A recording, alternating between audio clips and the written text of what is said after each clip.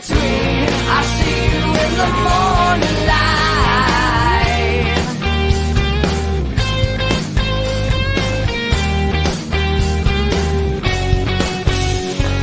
New York, Boston, Philadelphia, LA.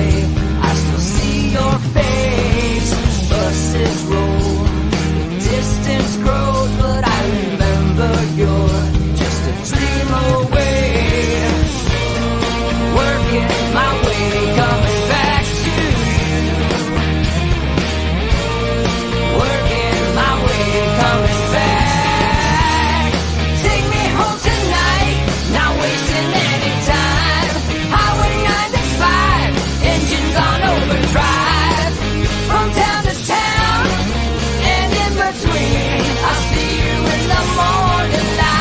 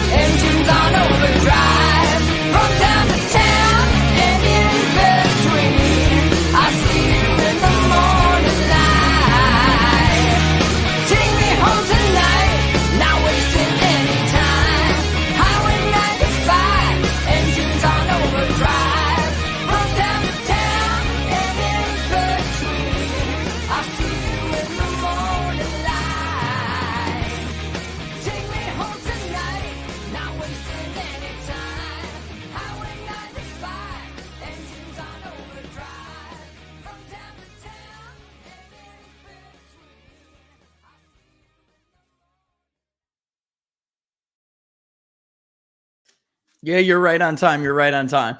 All right. Thanks for watching. What are the odds with Barnes and Baris? All right, folks. We are going to bring in Robert in a second. Today, we're going to go over Georgia. We'll do a bunch of stuff, but we're going to go over Georgia. Let's go over the questionnaire in Georgia, which is just about done, by the way. And you guys can hear me, right? I can hear myself now better, but you can hear me, right? All right. Anyway, we're going to go over the questionnaire. Maybe we could do that now, before we bring in Robert here. And because it's almost done. We're about, I'd like to see about 100 responses more. Like everybody else's problem, and thanks for the confirmation. Yeah, so everybody else's problem with polling this cycle before that in 18, cycle in 2016, region is a major issue. And pollsters are just going to have to figure that out. Or not. Whatever. I don't mind being one of the only few right. Knock yourselves out if you want to keep being wrong.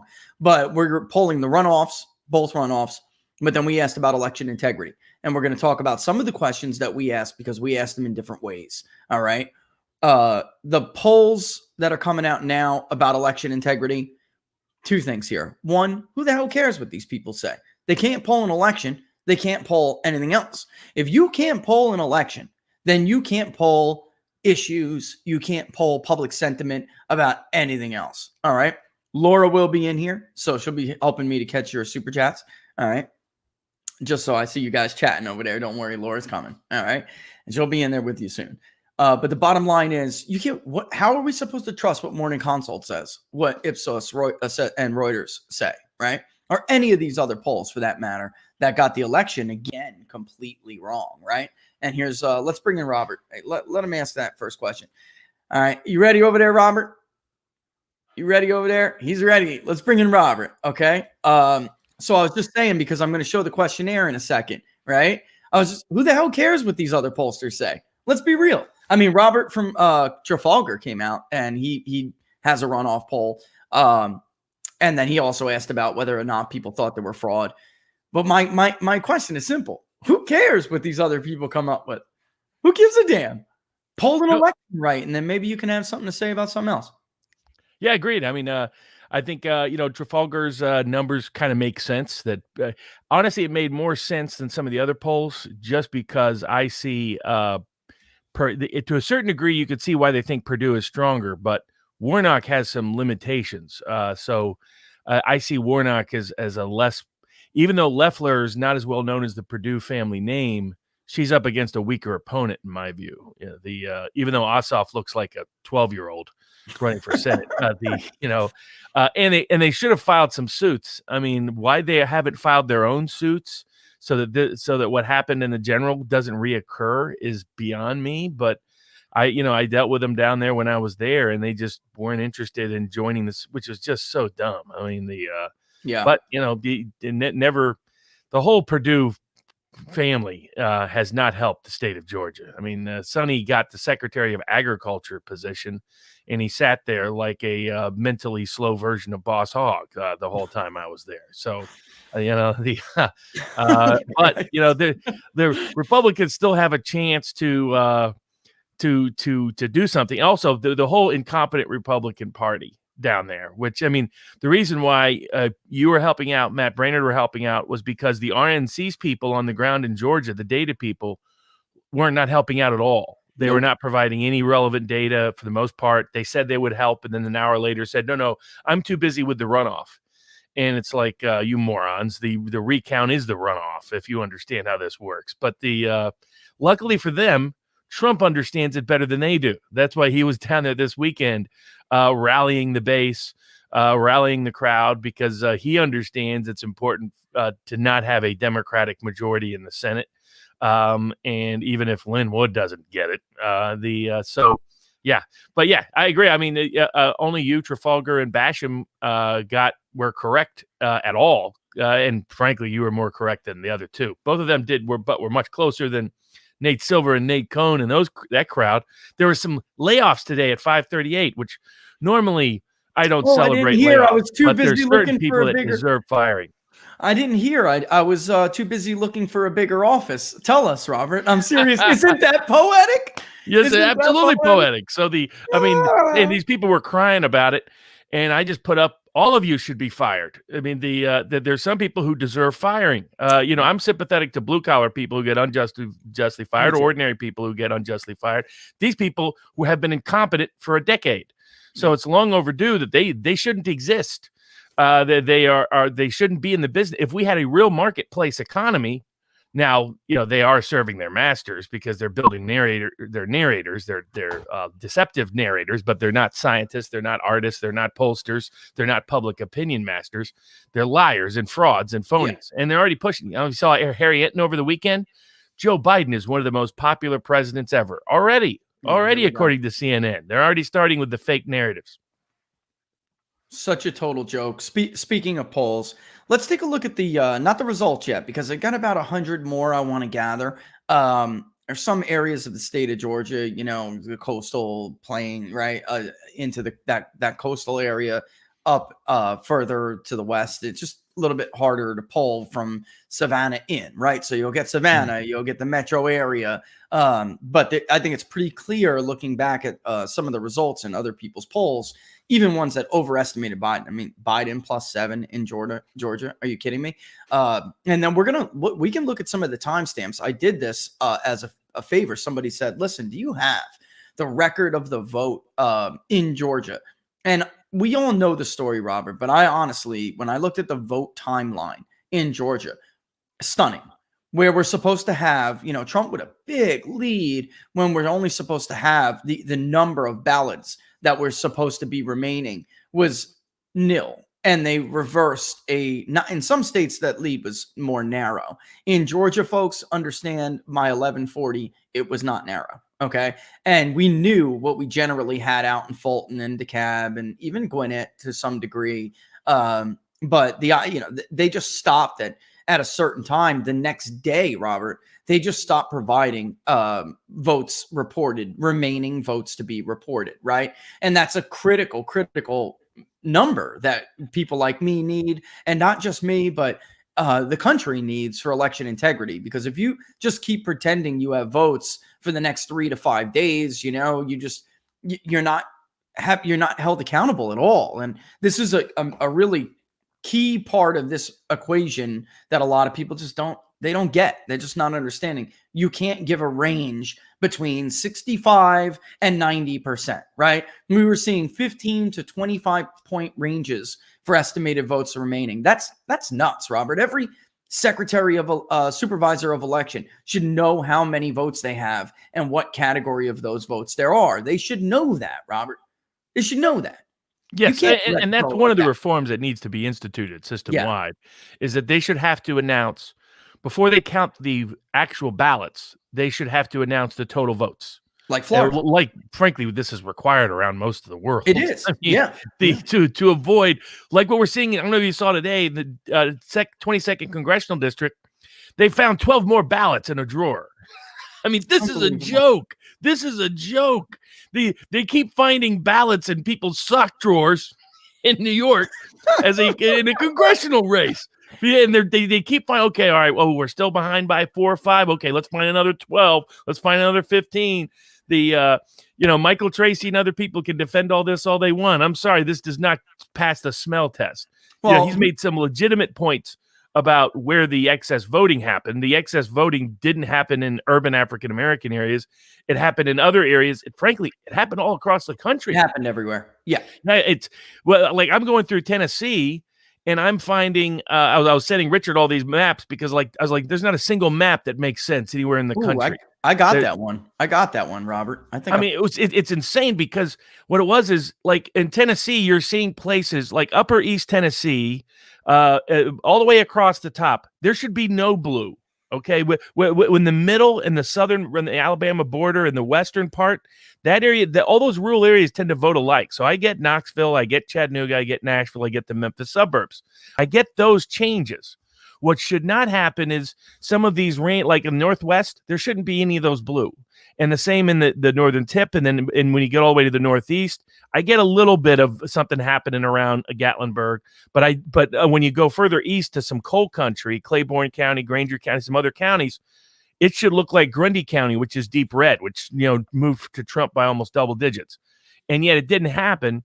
And the pattern I'm finding in this scattering of blue throughout rural Tennessee is its unusual turnout patterns, which tells me that's mail-in balloting. Late arriving mail-in votes, Robert. That's what did that. I checked exactly. After you sent me this. It is. And when I'm looking at this, I'm like, why is it that counties right next to each other of the same demographics, who vote in the same patterns, who move in the same directions, trend in the same directions, why does one of them suddenly have a mail-in balloting surge and the other one not? And it's happening even within precincts within counties. So you see the I think it's Roane County, big sort of middle county, which has a bunch of blue and then it has red on the edges. Well, most of those precincts are identical, so it doesn't make sense why they're trending in opposite directions. So I was curious. I was like, how in the world when places like Grundy County and Moore County and other counties trended, you see all that red. That means that swung toward Trump, yet the state somehow swung towards Democrats. The suburbs would have matched the rural areas, but the rural areas are 60% of the vote. Metropolitan areas are 40%. So it wouldn't have been enough movement. And the reason why, when I started digging in, is there was a scattering of mass mail-in voting spikes in rural Tennessee, and when the neighboring area that's demographically almost the same and politically almost the same did not vote by mail with a surge. Most of rural Tennessee did not vote by mail with a surge. It's just perfectly scattered locations in places that, when I looked at this map, having looked at a lot of Tennessee maps going back to the 1900s, this map made no sense in terms of the rural parts of the state. While those parts of the state have any blue in them at all, when other parts are ruby red, is 0 cents. And that's what tells me it's what we've been saying. And then it's why I've been trying to tell people, get off the Dominion path, get off the urban focus.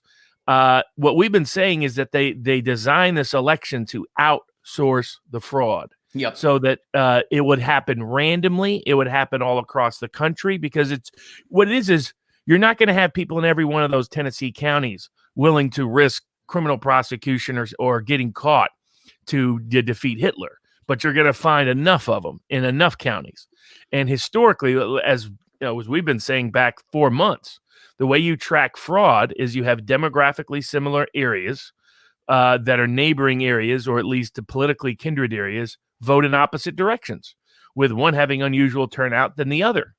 And that's exactly what I'm finding throughout large parts of Tennessee.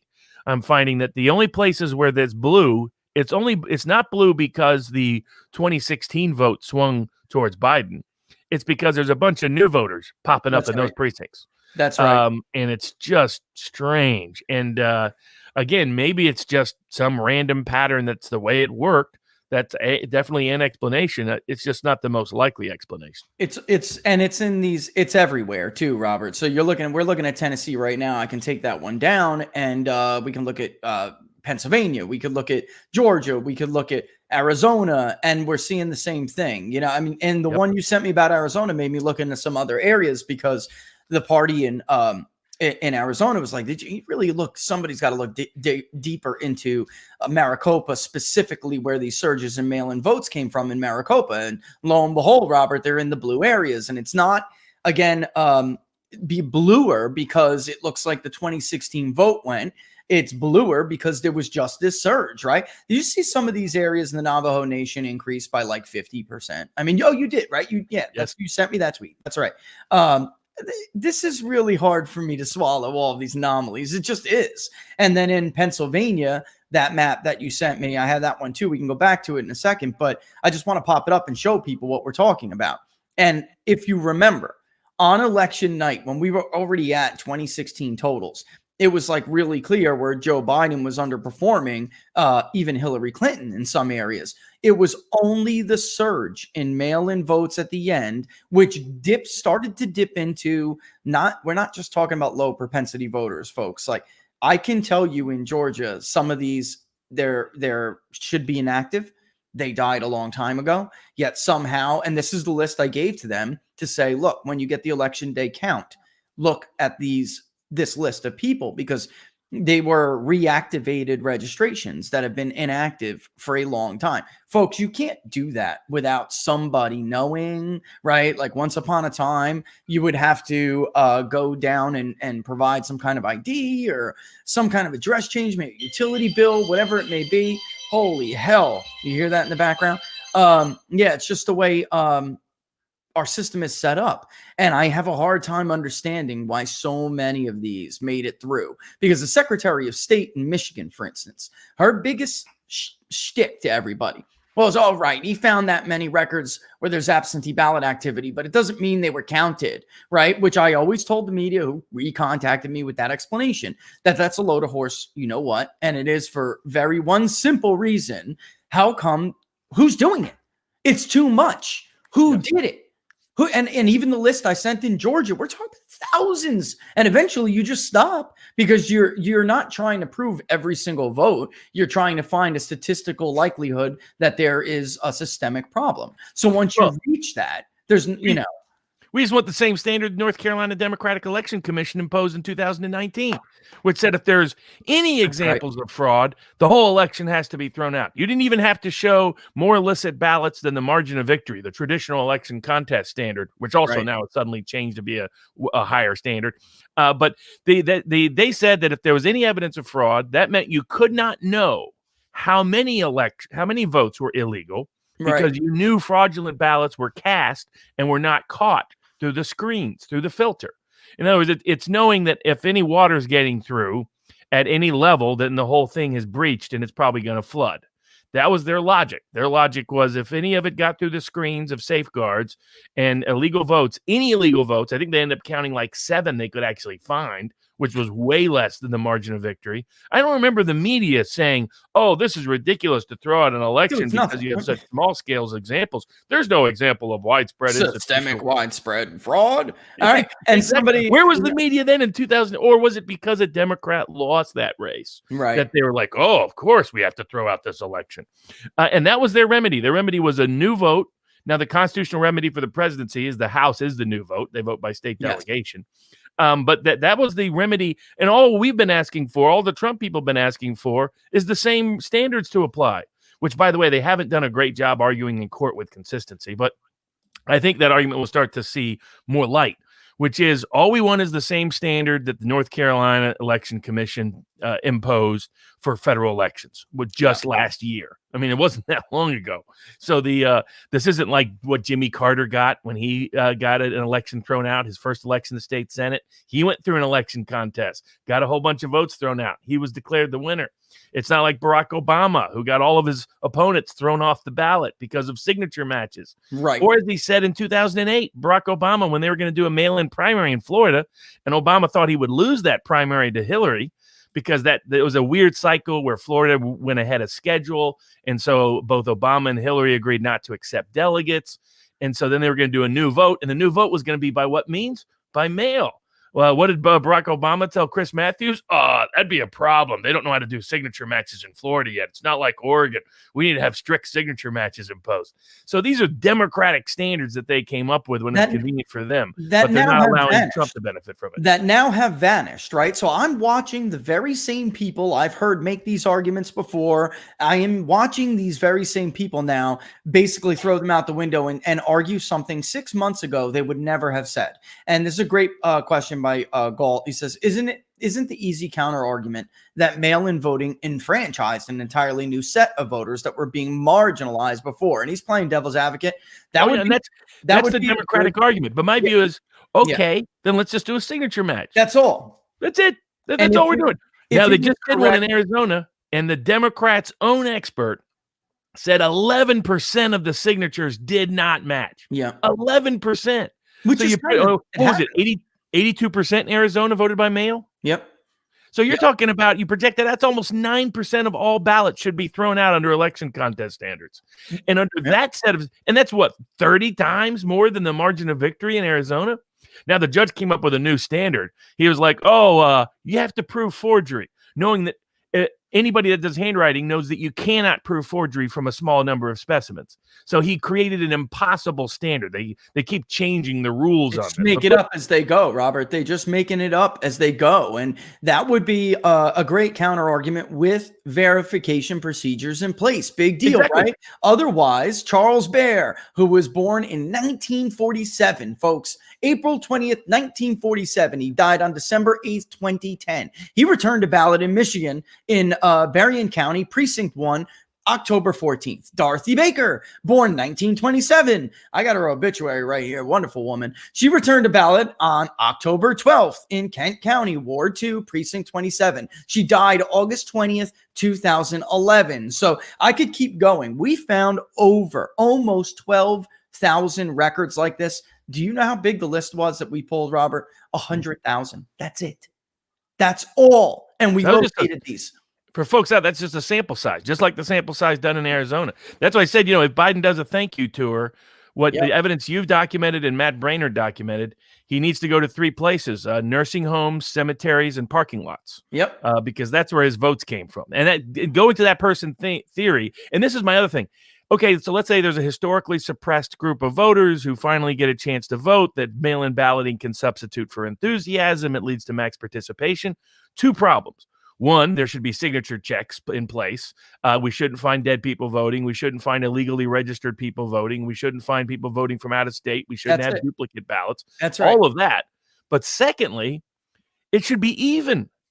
I've just never seen a turnout spike where people that are demographically similar next to each other, one has a 20% turnout spike and the other one doesn't at all. Yeah. This has happened across the entire country. It's not so. Like I said, while it's possible that could explain some of it, historically, the best explanation or the best evidence for fraud was disparate demographics that are culturally and politically kindred in neighboring areas voting at different rates of turnout.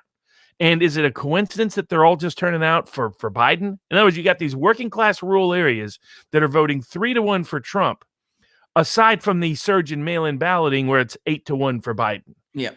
Really? That's what happened? I mean, again, possible, just not probable. Yep. And by the one I just mentioned, by the way, in the couple, whatever that I just read off, one was in Kent County. Kent was very close, but it has different demographics. It turned out, similar demographics to other areas that still were very pro-Trump and down to the precincts, man. And even the issue I have with Kent is, and Republicans, like we have said, do not focus on these urban areas. It really isn't just that. Kent was actually the second largest offender. And we have the county clerk and everything, his name, who does this, who is really, there are 2 repeat offenders. You have Shirley and Wayne. So yeah, and it's not because of a vote total. Wayne is just Wayne. But then Kent was number 2. It came up more frequently than those 2 counties came up more frequently than anybody else. And in fact, Kent is 4 times the frequency than the next one below it. So, Robert, that tells you everything you need to know. And then her excuse to PolitiFact and all the other media outlets were that it doesn't mean the names he's coming up with, it doesn't mean they were counted. Well, guess what, folks? Well, how many did I tell you we found in Michigan? Just under 12,000. They finally gave their rejection rate last week. It was 0.1%. They threw out 14,000 ballots. So you're telling me I randomly pulled a list of 100,000 suspected dead and change of address flags, still located 10% off that list. Yet I managed to randomly pull the lion's share of the rejected ballot. Guys, you have got to be kidding. You don't have to be a statistician to know that is bull. That is bull. They were counting mismatched signatures or no signatures at all. And if you look at the absentee ballot application, you're kidding me, Robert. You're kidding me. Who filled these out? There are places, if your address is different than the one on record, you have to write that address in. You have to, there's actually signature verification right on the application. So they're supposed to, they could catch it right then and there, right? I just don't believe for a second that, not for a second, that they didn't know that this was happening. I just can't swallow that, man. Well, this election, as you've been pointing out for months, this election was designed to go off the rails because they removed all the guardrails.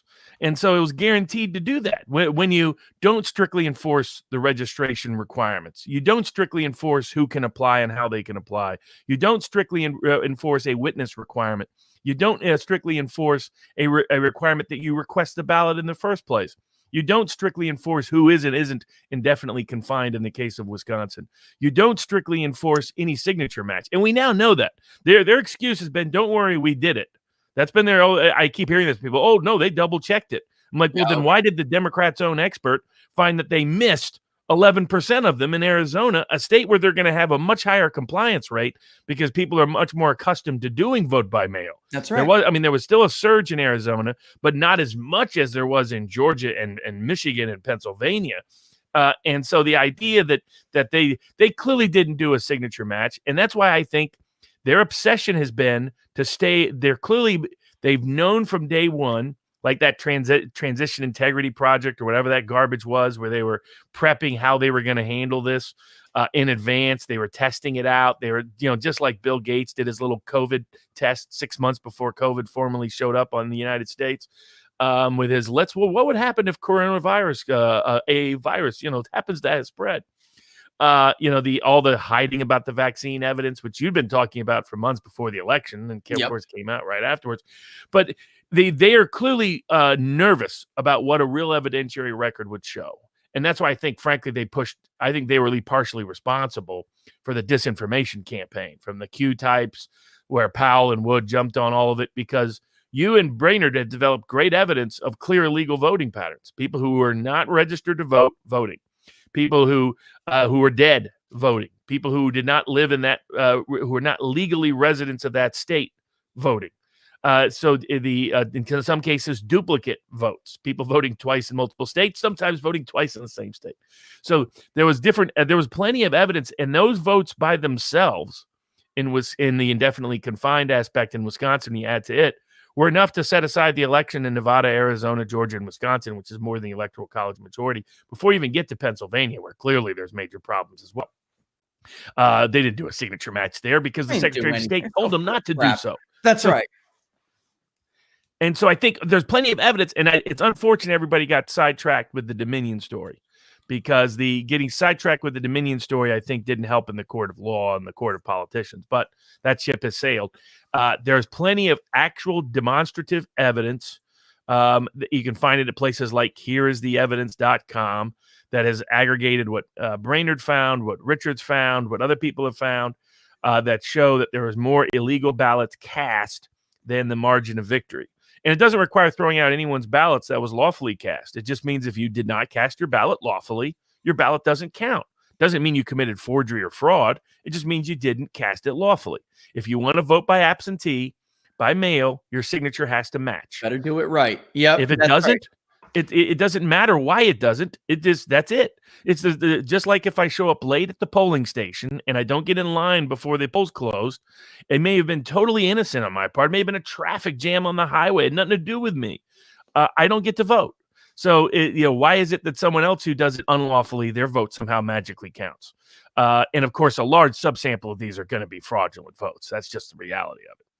And Robert, the way that they're asking some of these questions are a bit ridiculous, right? And Yes. that's what we didn't get into. You'll see the one question we've touched on with machines, but it really had nothing to do with that. It had nothing to do with the rabbit hole kind of thing. I just don't see any point to do it because we found so much in clear cut traditional election fraud, right? So there's no reason to go down that. But simple things like this, you ask Americans, right? And see what they say. Do you believe elections can be free and fair if poll watchers are prevented from observing whether election officials are following verification procedures during the counting of votes? I mean, these are the arguments that, first of all, really need to come to the forefront. But second, the media is not asking. The one Harvard Hill poll, maybe it was, asked something similar to what we asked, and that got to the heart of it. But we also asked, in general, do you support or oppose each of the following election integrity laws and policies, or are you unsure? And we did a Likert, strongly to unsure.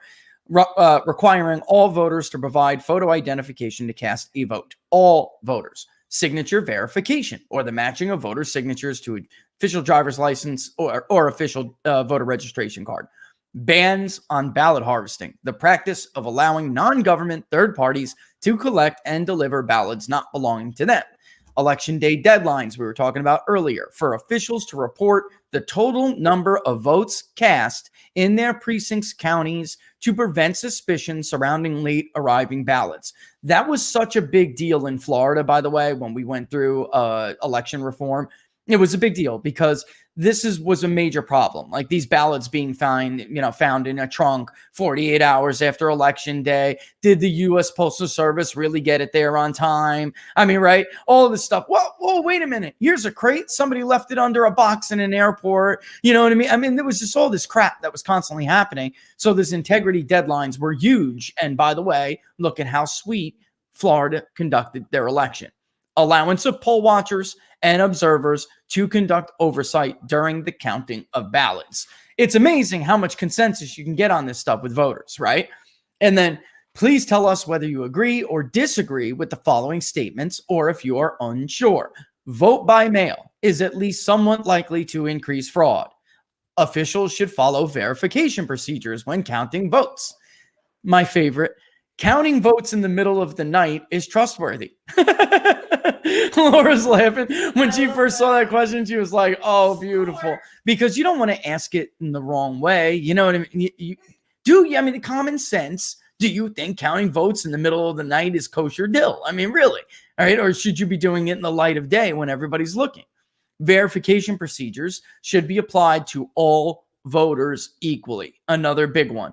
Who the hell in their right mind would think it's all right to check the signature of an election day voter, but then not check it of a vote by mail person, or at least have some semblance of the process transparent, right? Because everybody knows when you're online and you arrive at the polling station, everybody knows you just got your signature checked.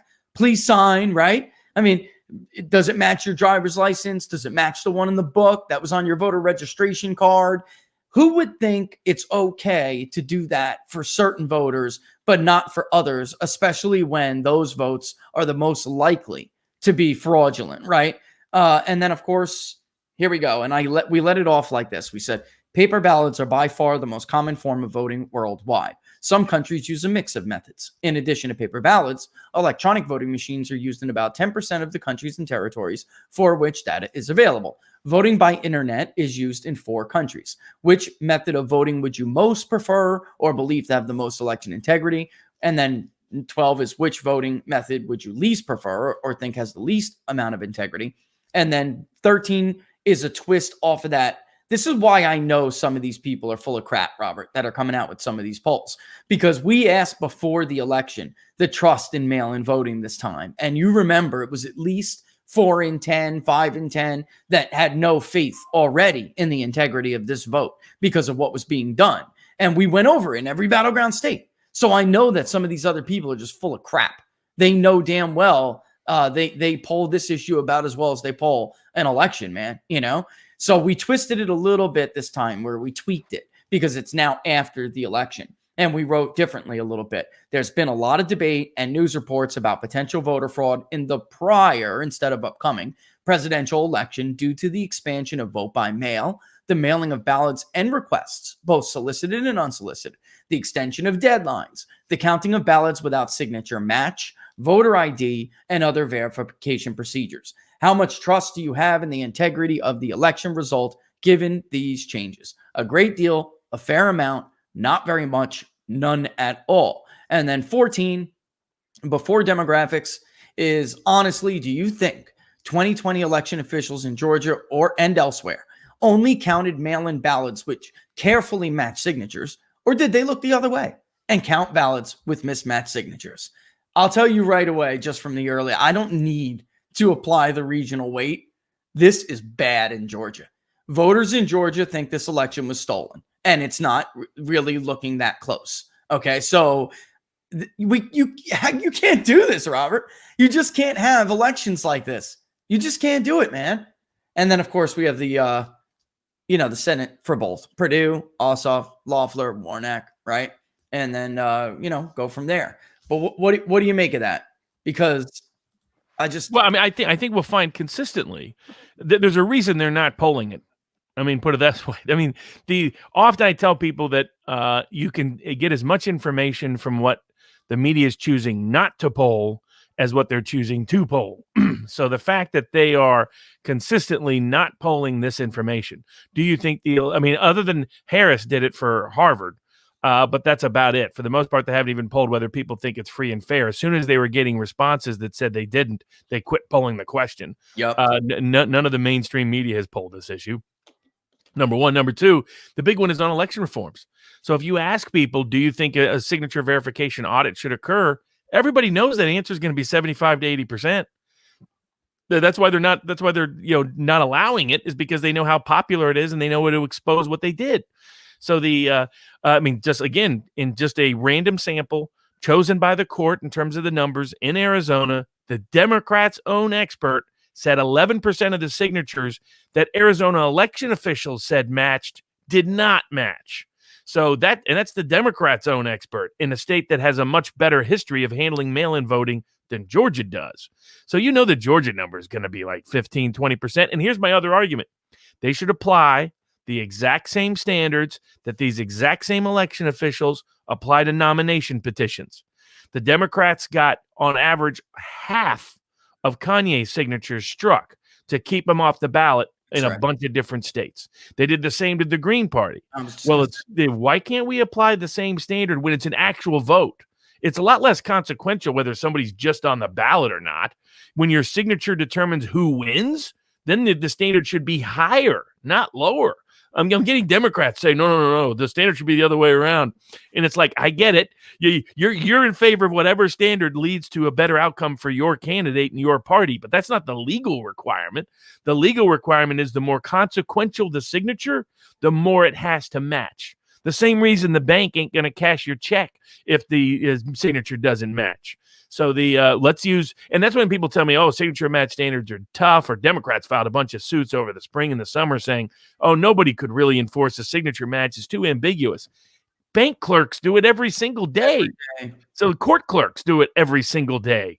Judges do it every single day. Ordinary people do it every single day. So this nonsense that you can't use a signature match, or you can't. There's no standards. It's just nonsense. And again, their own expert in the only test in this election said 11% in Arizona didn't match, and that's 30 times more the margin of victory. If he just gets 1 to 2% in any of these states, that's more than the margin of victory. Yep. So there's no doubt that's what it would show. It's what I've been saying from day one. It's what the president understood from day one, and the narrative has gotten sort of swamped out by a lot of these claims that were never going to be proven. And the point from what Richard's found and what I found, Dominion doesn't explain the anomalies. The technology, like when I was looking at these different counties and precincts within the same county that voted different ways that don't make sense, the only common pattern is mail-in balloting being so easily available without strict standards, and people being on the rolls without strict standards. I mean, like in Wisconsin, it was because they allowed the counties not to strike people for being indefinitely confined, who they were supposed to, just because they'd been sometime listed in the past as that. Just because they're in the hospital 3 years ago doesn't mean they're still in the hospital.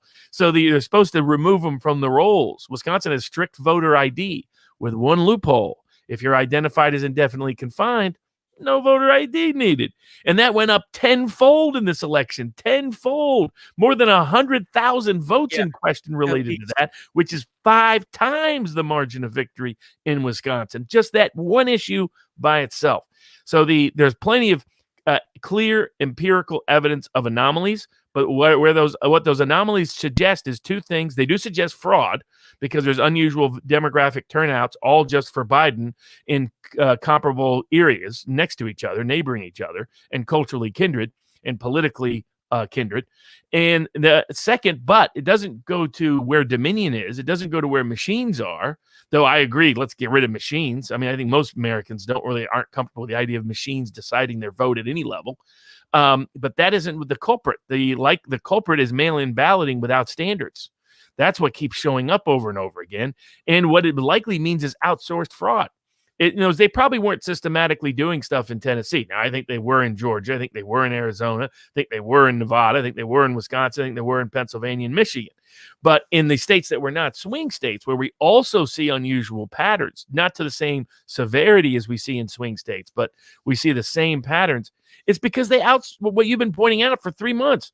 They outsourced the fraud. Very easy. I mean, they gave them they already gave them the motive, and people say, well, why didn't it happen down ballot? Didn't happen down ballot because everybody else wasn't Hitler. Only Trump was Hitler. So the motive is take out Trump, and you have to do everything you can in your little community to do so. And then they gave them the means being no standard mail-in balloting en masse. And so that's all you got to do is, have someone who has access to a bunch of ballots at an apartment complex, have access to a bunch of ballots at a nursing home, or 1 or 2 people inside in the occasional county or precinct to count a bunch of ballots. A mail worker who substitutes out ballots or throws out Trump ballots or substitutes them with other ballots. That's all you would need. By the way, one anomaly we'll have to get into down the road. I've heard 3 stories now that are weird about military ballots. Georgia, Michigan, and California, where military ballots trended heavily towards Biden. Yep. I mean, you're in the Army. Do you think there was a major pro-Biden movement? No chance. No chance. And we actually investigate. We had some people contact us and say, listen, can you do this check for us? And we know that it's not only like people's votes were being changed or fabricated, like just made from people who did not cast a vote, because we have located people who told us they did not cast a vote. And yet their ballot was requested, it was mailed back, and it was counted. And there's some military people with that. And then also that basically it looks to be, and we found this everywhere, by the way, but I mean, from Delaware to Georgia, which is where somehow, even though it's not supposed to be that, because I keep hearing this fraud claim too, that, well, there's one person who opens the envelope and then, checks the signature and nobody's looking at who they're really voting for. Well, bull crap, because there are clear cases of where we have controlled groups of people. This many voted for Joe Biden. This many voted for Donald Trump. We track them down. The Biden votes are collected and counted. Trump votes are tossed in the garbage, apparently. Or what they're doing in Georgia, which is canceled for administrative cause, and nobody will give us a clear reason as to why individual ballots were deemed to be not countable, right? They were not eligible. So the only thing that they seem to share, Robert, is that the vote was for Donald Trump. Well, and that goes to the research you did and the research Brainerd did, which is a bunch of people saying that they sent back their ballots and the ballots were never counted. That's right. So it was a statistically significant sample that by itself was enough votes to change the election outcome in Georgia and Arizona, as an example. That Georgia, Arizona, both those governors, man, what a bunch of useless Republicans. Just running for cover, dodging wherever they can, hide wherever they can. One great utility to all this is it exposed two things: how corruptible our elections can be, and second, and then the lack of civil remedy. Maybe for a future poll, a good question might be, do you think a voter should have a right to file an election contest in court if they believe fraud occurred in the election?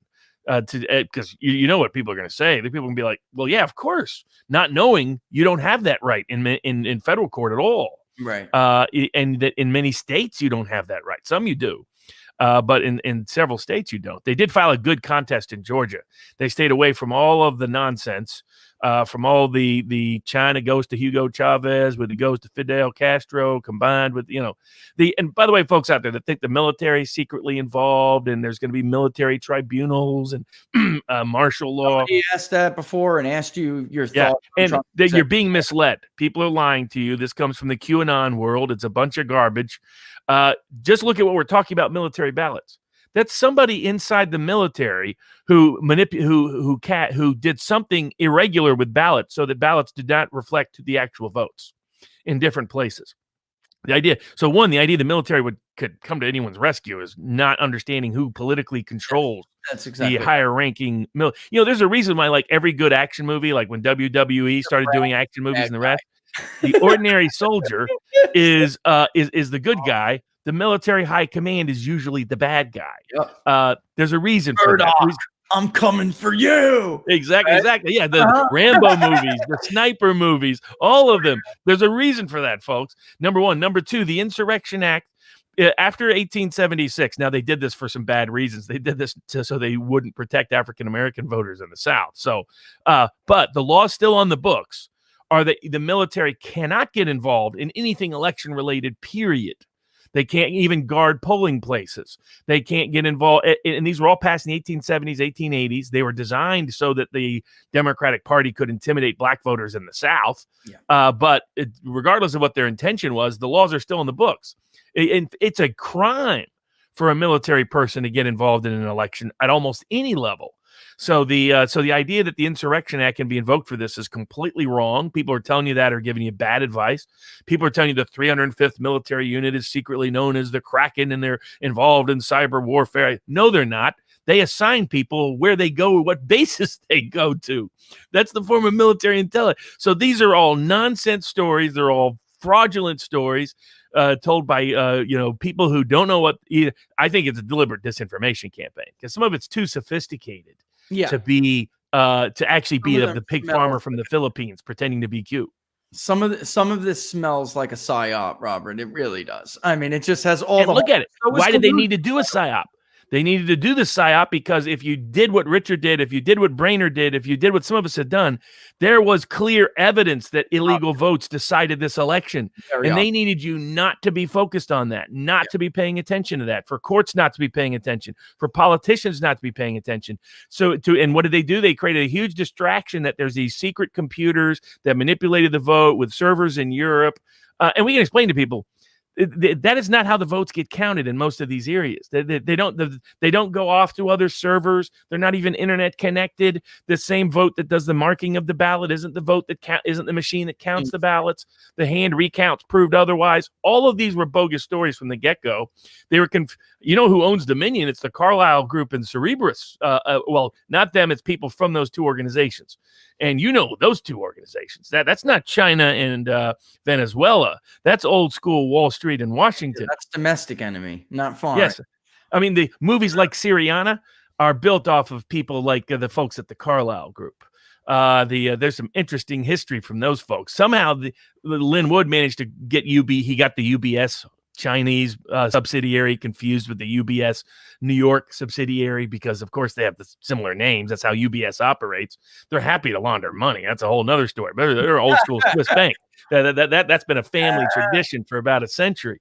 I had friends that were at the UBS bank. I mean, the Russians used to bring in huge suitcases of cash to launder there in Switzerland. So, but the idea that they're secretly operated by the Chinese and the Venezuelans, and it's just all nonsense. And they combine things that weren't really factually true so that everybody would go down a rabbit trail, so that Powell would file lawsuits that all get dismissed. So the media could say, see, no evidence, because they're ignoring the actual evidence. Which happened today. One of Powell's suit was just both of them. Well, two of them. Michigan got dismissed. Georgia got dismissed. Wisconsin and Arizona will be dismissed within the week. Again, people think I agree with the court's doctrines. I think the court's doctrines are ludicrous. This idea that, well, you can't sue before the election because they haven't illegally voted yet, and you don't know that they will. But as soon as they illegally vote, well, that's so unfair to take away their ballot after the election. It's really moot, and you probably should have sued before the election, even though when you did, I told you couldn't sue then either. I always said you don't have standing in spring.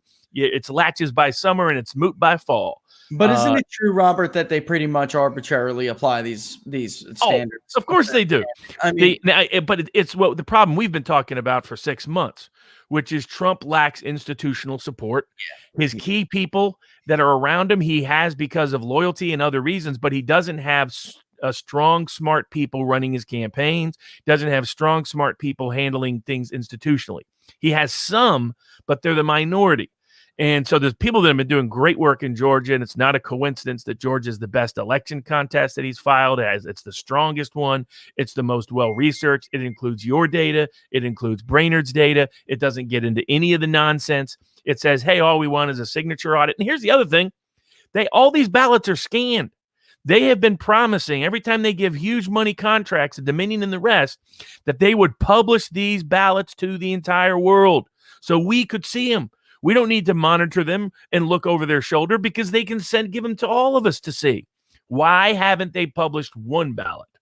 Is there something wrong in the serial numbers? Are there a bunch of ballots that look like Biden only, perfectly marked? There's something must be wrong in the ballots for Georgia to go out of their way, and for all these other states to go out of their way to not publish the ballots. That's why the three things they're asking for in Georgia is we want a signature match check, a real one, not a fake one. Second, we want the ballots published. And third, we want to make sure there weren't more votes than voters. So let's take a look at the poll records, because how in the world are they showing up with more votes in places like the New York congressional district? How do they keep showing up with more votes in Fulton County that just changed by the hour and the day? It's okay, hold on, we got a few more extra. Oh no, hey, look, a few more. Oh wait, there was a few more at the bottom. I forgot.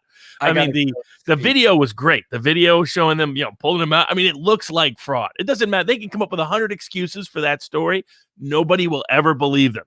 They say, hold on a second. After everybody's gone, after midnight, you look around and you get all the ballots out from under the thing, from under the table, and you start counting. I mean, come on. And that's where you go through the timing. The timing of when there was sudden Biden surges was right around that time period. Let me show people that. First, here I'm going to show you guys before you look at the video. Or maybe should I do the video first or the timestamp vote change log first? Because I can show people the actual. I would do the timestamp first, because then you can see the context of when did this timestamp occur. Now we're working on it. All right, so it's not done yet, but there are more than these. But I grabbed up what the first ones for the show that I thought were significant. Okay, so here we can see clearly, and I'll make it full layout so people can see it. At 11:28 p.m. on November 3rd, Donald Trump had 54% of the vote with about 1.9 million votes, with Joe Biden with 1.58 million at 45%. That is about a half an hour before midnight, folks. At that time, we were told upwards of 85% of the vote had been counted. All right. By 12:17, Donald Trump starts to tick down to 53%, yet still does add a couple 100,000, almost 200,000 votes.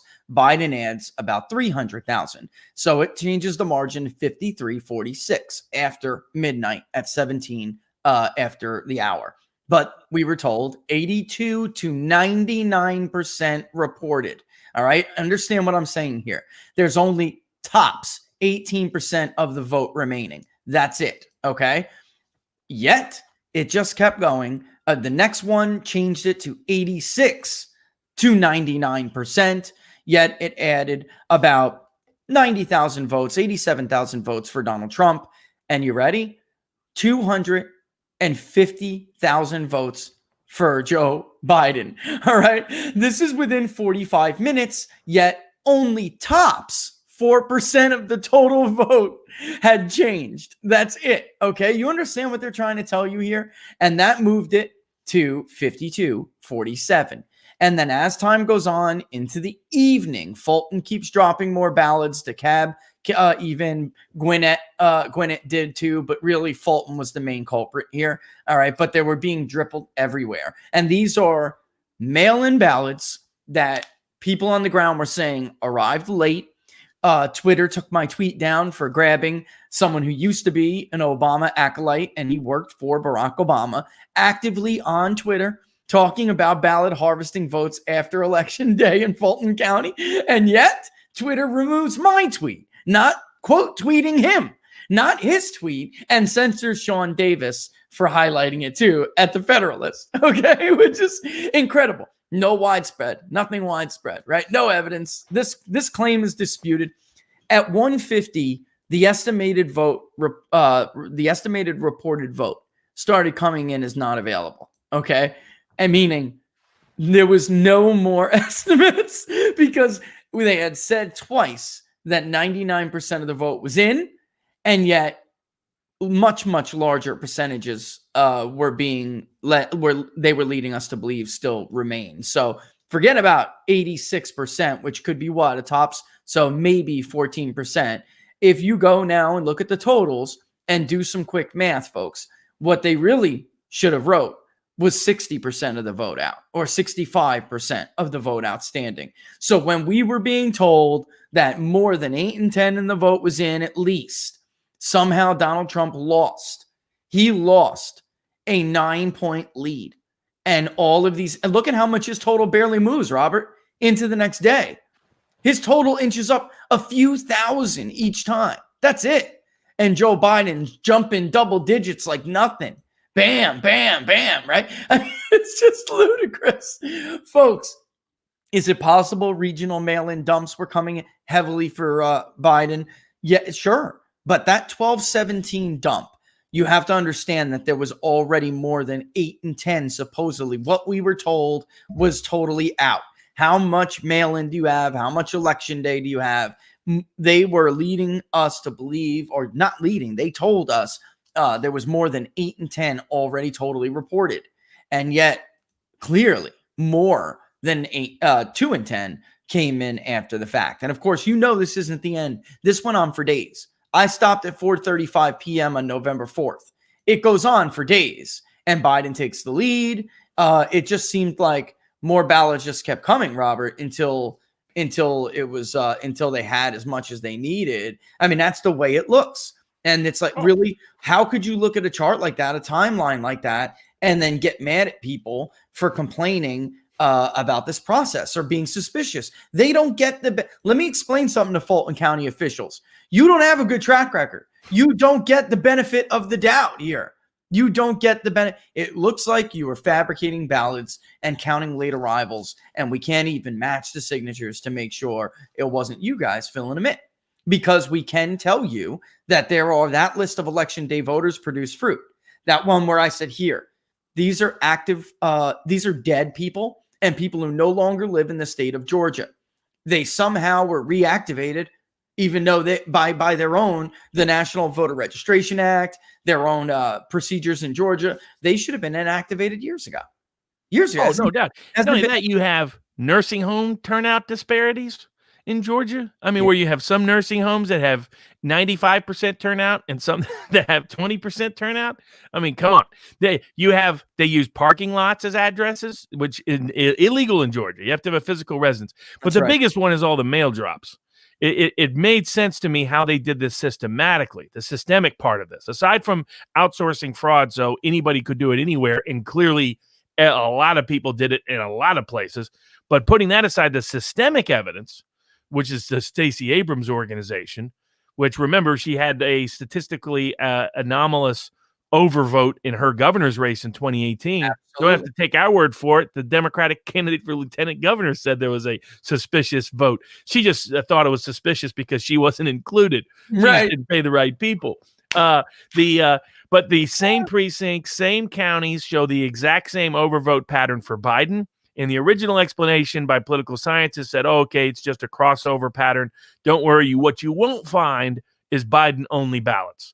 And then in the few places where monitors were allowed, they're seeing Biden-only ballots. You know, people only filled in, and they fill it Biden just perfectly. I mean, that's why that's my guess as to why won't they publish the ballots? Yeah. They can publish them. They promised them in 2018 when they wrote a $106 million check to Dominion that they would publish all the ballots because now they're all scanned. They can put them online for the world to witness. They're already scanned. This doesn't require.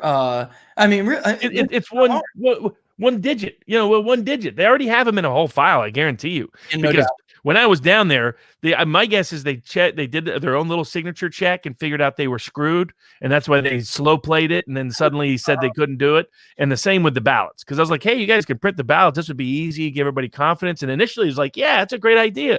And all of a sudden, a couple of days later, sorry.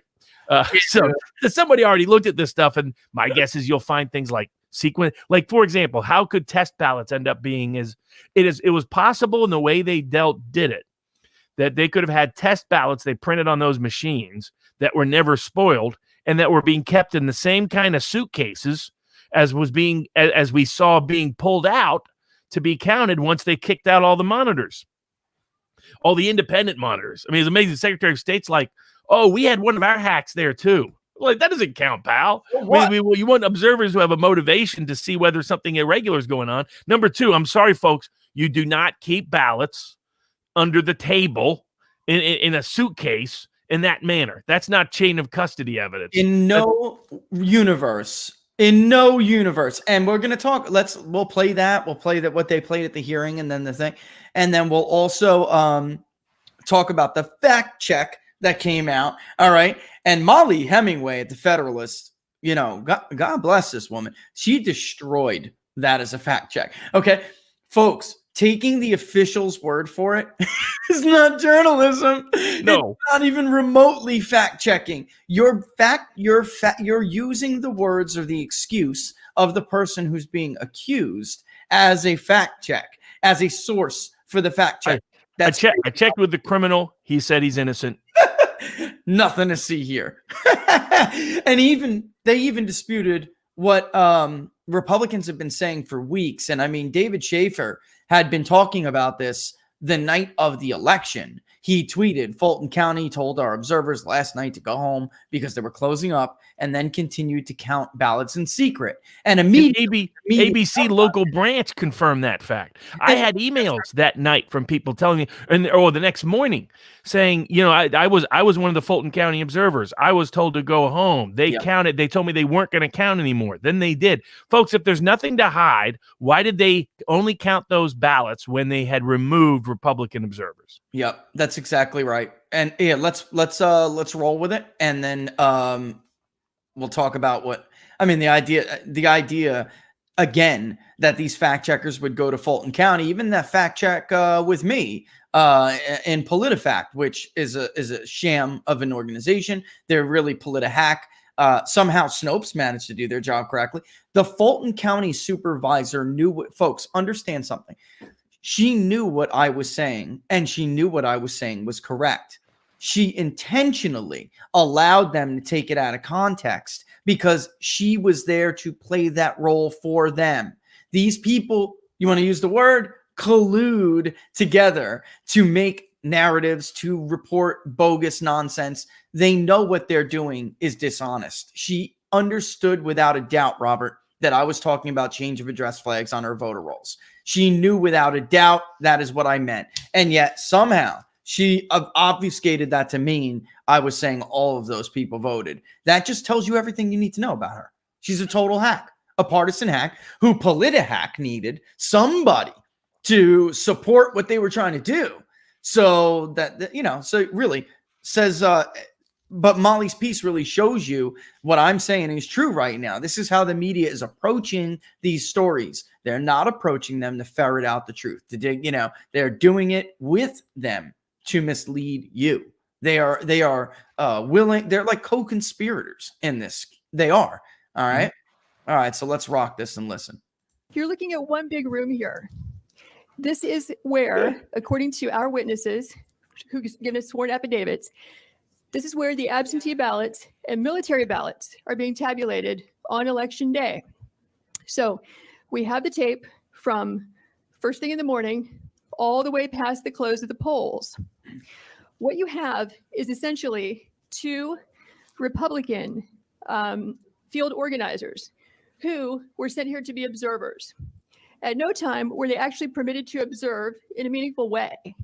I'm sorry, I have a voice issue today. They are roped off with the press on the side. See if I can show you. And Rich is going to fast forward a little bit because they're taking a little too long. But that is a key part right there, folks. While they jumble their stuff, they were not meaningfully able to do their job. What you could do, No, and the only point to observe is to be able to meaningfully observe, despite what the Pennsylvania Supreme Court said. Okay. Exactly. Okay. All right. So now what will happen is these frames can move around. So this can get a little confusing, but I'll make sure to make it clear. We have two observers there that are going to show up, not at this point, this is in the morning, as you can see the daylight. They're going to get there at about 8 o'clock to watch the tabulation of absentee and military ballots. But according to their affidavits, at about 10 o'clock, there was one person working the polls who told everyone in the room to leave on the basis they were going to stop counting and return at 8:30 in the morning. So if I can get the frame for approximately 10 o'clock or 10:20-ish. Okay. And let me just quickly cut in again while she's doing it. But in just a second. if you were watching our election night coverage, you know from Laura and I telling you the same. I mean, we call around all night long. I mean, this is what we were not just in Georgia, but elsewhere as well. Milwaukee. Okay, so you can see what time it is. It's time to go home. So we're at about 10 o'clock. And what you'll notice is that the workers are present, working, and you have, back in that corner I pointed out to you, the press and the Republican observers.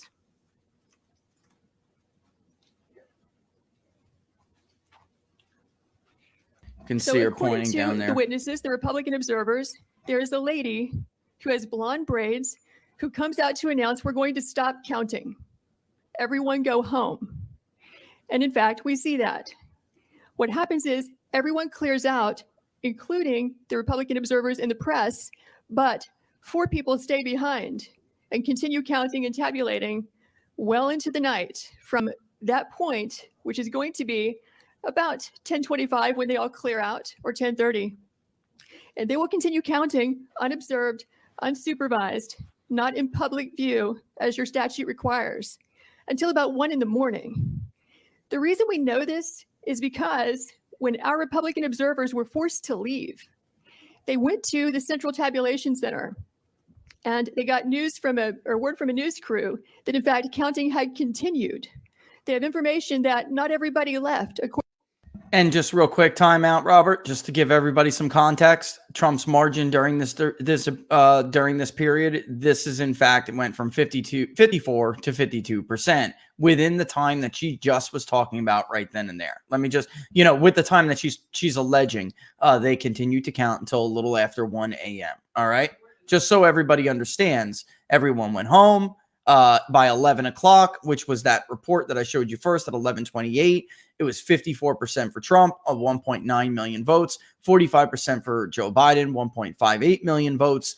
And then by the time her that time frame that she's discussing in question, Trump's margin went down to 52, Biden's 47, and then at 1:49 a.m. it was 51 to 48. In this time period, Trump added about 400,000 votes, and Joe Biden added about 700,000 votes. All right, in that time frame alone. And now Fulton is the only one we're talking about here, but we're looking at how many votes they saying is in that case, Robert? 25,000, 30,000, something like that. Yeah.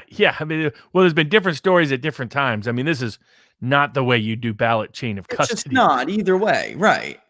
But yes, so we don't fully know. I mean, that's part of why you remove observers. Yeah. You remove observers because the observers don't know how many were counted, where they came from, whether they were being rerun. I mean, like the one thing that was out there was some misinformation out there about Ware County, so that it was misinterpreted. What happened was someone had run through the same batch of ballots multiple times.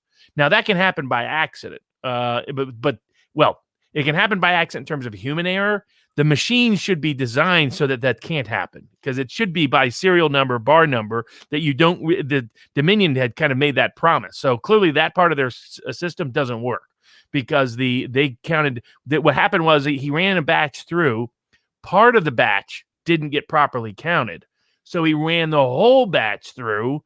So he ended up double counting certain ballots, and ended up being to Biden's benefit by like 80 votes or so. Like there was another 40 for Trump and about 40 off. That got misinterpreted as a software issue. That had nothing to do with software, nothing to do with tabulation, nothing to do with Dominion. It was caught during the hand recount. And again, that's the other problem with pursuing the computer theory, is that a hand recount will evidentiary refute it if it turns out to be incorrect. That's and right. frankly, the hand recount did refute the allegations in Georgia. That's where it was. When I was from the time I was down there, none of them were scared of a hand recount, which told me right away they're not worried about the machines. Yeah, they're worried about something else. It turns out signature matches. They're worried about illegally registered voters. They're worried about when vote counting occurred and being unmonitored. They're worried about what the ballots look like. They're worried about whether there's more votes than voters in certain locations. Whether Detroit's habit visited itself upon Georgia of always having more votes than voters. Again, happened this time in multiple precincts. That's always the giveaway. It's poor. They're just lazy frauds sometimes. But the other thing of what they did, I think, is problematic for the future. Centralizing vote counting allowed for ballots to get transferred and transported from certain places in insecure manners. That was already a problem because of the drop boxes. What I did not know, did you know that a lot of these drop boxes were Zuckerberg's idea? That he gave him a bunch of money to do these drop boxes? I did know that.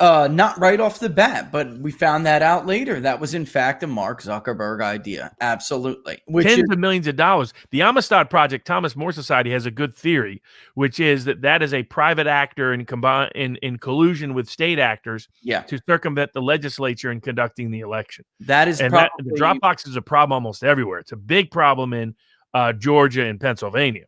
For sure, that I know of. It may be a problem elsewhere too. Well, in Delaware that I was telling you about with some, the Trump voters, they just didn't count, and the Biden voters did. That was a Dropbox location. And that one with that controlled group of people, that was a Dropbox location, Robert, which told us it is very likely somebody went digging through those puppies, and they could only have done that in collusion with election officials, because otherwise the election officials would have said, wait a minute. Who opened these ballots, right? Or something, whatever. But or in fact, if you just break up the chain of custody of ballots.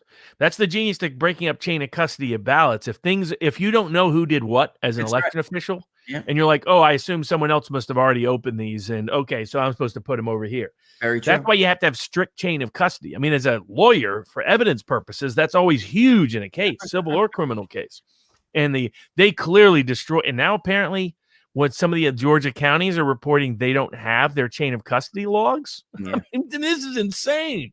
I mean, this is getting preposterous. Philadelphia suburbs too, surrounding counties too. Yes, Delaware County. I mean, this must be sophisticated counties too, but it's highly educated.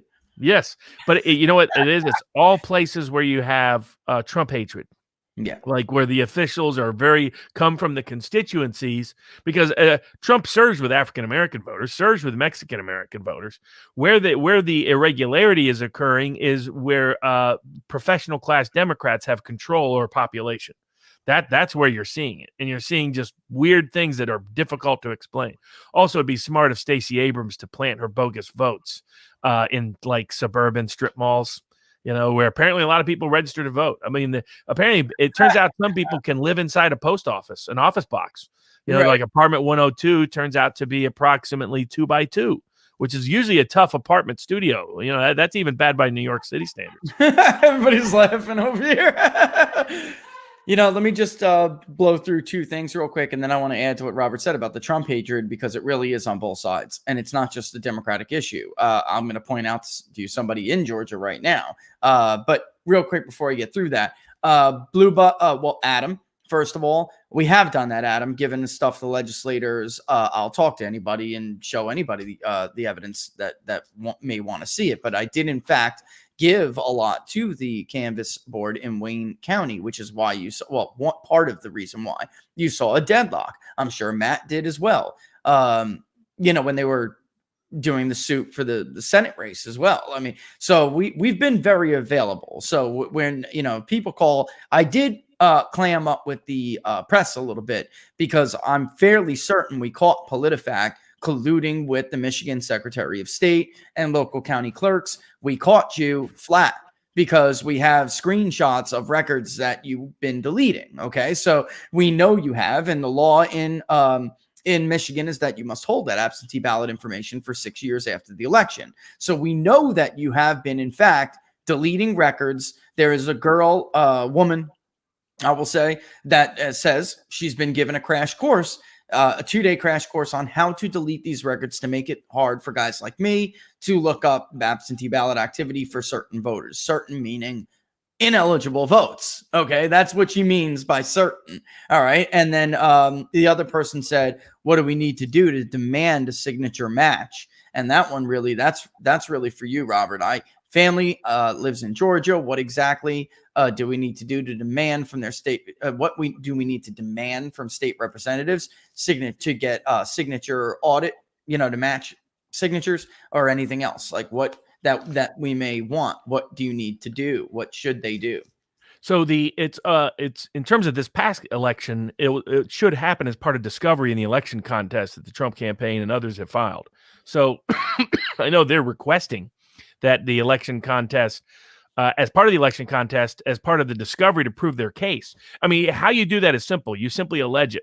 You say there's more illicit ballots that were counted and there's some confusion out there. You don't need to match this to the ballots. This is about whether the election is in doubt. In order to prove that, all you have to do is show that there are envelopes that ballots came from that were counted, and you don't need to track the ballots for that. You just look at the envelopes and does the signature match. And if it doesn't, and if you have more than that, then the margin of victory, that under election contest law in Georgia is sufficient.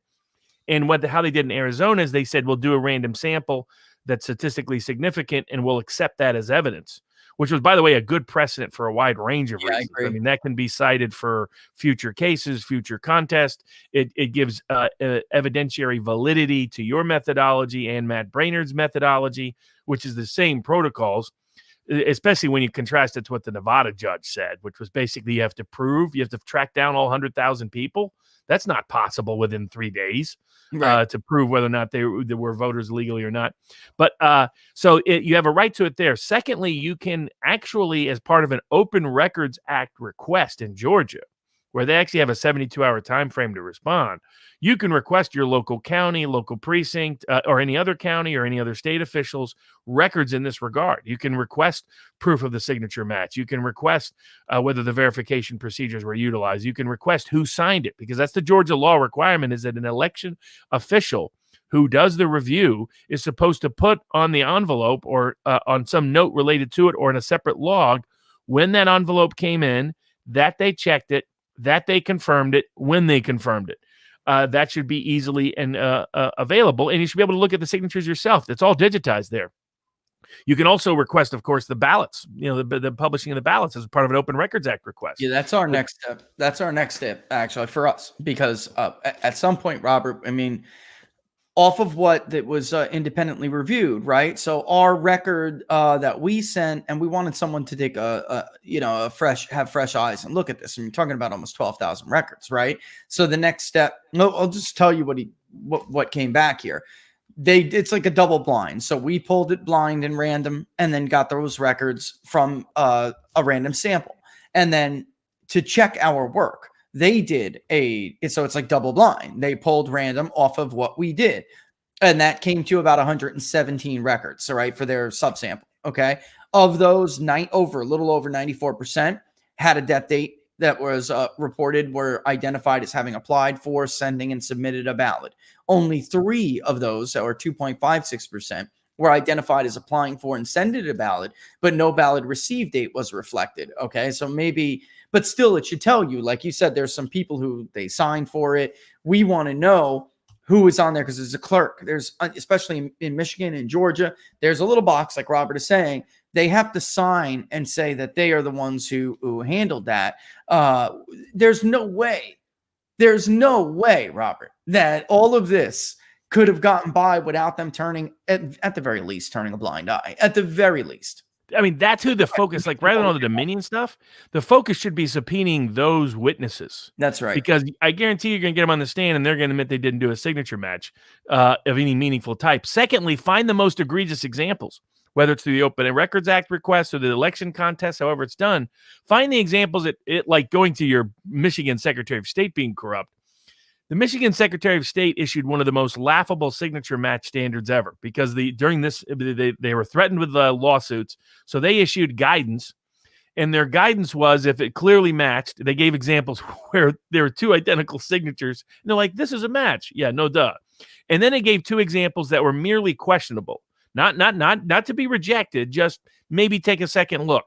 And their examples were: what if somebody changes their name from a cursive signature to what looks like a first grader's block print signature? They said that's only questionable, not to be rejected. Just take a second look. I mean, that's ludicrous. And then they did another one: if someone has a nice long cursive signature and they change to just 1 mark, they said, okay, maybe you should take a second. That was a message to everybody: don't do signature match checks. Because if those things are only questionable, then that means anything comes through. And again, all we're asking for is the same standards that Democrats demanded and got for striking Kanye off of the ballots in places like Virginia and Illinois and other states, like they got with the Green Party, who they kicked off the ballot in multiple jurisdictions. So how is it? It's good enough to exclude him from the ballot, but it's not good enough to figure out who the next president is? I mean, how does that make any sense? It's crazy to me how they hold these different standards for, look, Clark County, they throw out an election because of fraud. Yet, I mean, something is far more consequential, like the presidency. It doesn't impact at all. Right. In North Carolina case, for example, that is nothing compared to what we have found in this couple of weeks that we've had to go over this. And just to tell you guys what some of the Trump campaign is alleging here in that suit, Robert, was talking about. It's a criminal complaint in the state court last Friday. 2,560 felons, 66,247 underage registrants, 2,423 people who weren't even on the state rolls, 4,926 voters who had registered in another state after they registered in Georgia, which makes them ineligible. That is a change of address flag. 395 people who cast votes in another state for the same election. So they voted in both states, Robert. 15,700 voters who have filed a national change of address form without re-registering, which is how it pops up on the voter file too. 40,279 people who had moved counties without re-registering. 1,043. By the way, so how the hell could they have voted, Robert, right? Because again, if your address is different, it's on that application where it's at. So how the hell did they get it at the same address? How did they vote at their old address, Robert? It's if you were going to request a mail-in ballot, there'd be a box and it would tell us where to send it. And then that would be the address on record. But instead, right, what do we have? We have their old address. We damn well know they don't even live there anymore. 1,043 people who claim the physical impossibility of a P.O. box as their address, 10,315 people who were dead, 8,718 of whom had been registered as dead before their votes were accepted. And guys, we have tons of these. I mean, tons of the idea that, like, you hear the Democratic lawyers say, well, they could have cast a vote and then died. Did you hear that in response? I mean, no, mister. Alfonso Davis has been dead since February 7, 2010. Beulah Davis has been dead since September 18, 2004. William Pfeiffer has been dead since October 8, 2009. Eleanor Cunningham has been dead since February 17, 2009. This is a load of crap. The stuff that they are pulling out, man, it's like, just stop. Just please stop. You're like an insult to thinking people. Stop it. Oh, and it's why they needed the red herrings, because this is the strongest evidence of illicit votes being more. And by the way, that's the standard, folks. The standard is not forgery. The standard is not fraud. The standard is, are there more votes that were cast that were illegally counted because they were illegally cast, regardless of intentionality, regardless of criminality, then is the margin of victory. If so, then by the Constitution, the House by state delegation has to elect the president because the election outcome is contested. So that's all you have to prove. And here we have category after category after category after category of clearly documented, substantiated, illicit votes being counted. The signature match is just the most glaring example of catching it, but it is only a means of catching it. The other methods that we know, 395 people deliberately voted twice in two different places, or someone illicitly voted in their name in those places. Only two things, right? It can't be anything else, Robert. It can't be. Exactly. That's it. That's irrefutable. We have testimony from a witness who testified about the fact that someone voted illegally in his name in Arizona. Yet, according to the Arizona governor, the election was perfect, even though they counted his illegally cast vote in their certification of the vote. I mean, this is why it's a crock. There's been no meaningful investigation by the state authorities. There's been an attempt to do red herrings and have people go down rabbit trails. And why? Because an actual evidentiary hearing of the actual focused evidence with an actual signature match audit with an actual printed ballots will show without doubt that the Joe Biden did not win this election with legally cast ballots, period. And it's also the case that Fulton County, because what you're saying before with these rates, it is not uncommon for 11, 7, 12. I've seen Hidalgo County once threw out every single absentee ballot because of a procedural problem. Okay, yeah. Every single one, 100%. So, and don't tell me with a massive expansion we're going to have less errors. That's nuts.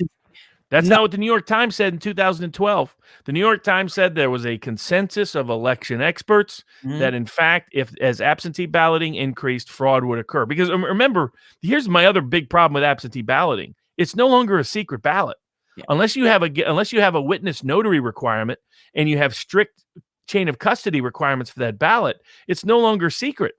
I mean, if I was buying ballots, I would love mail-in ballots.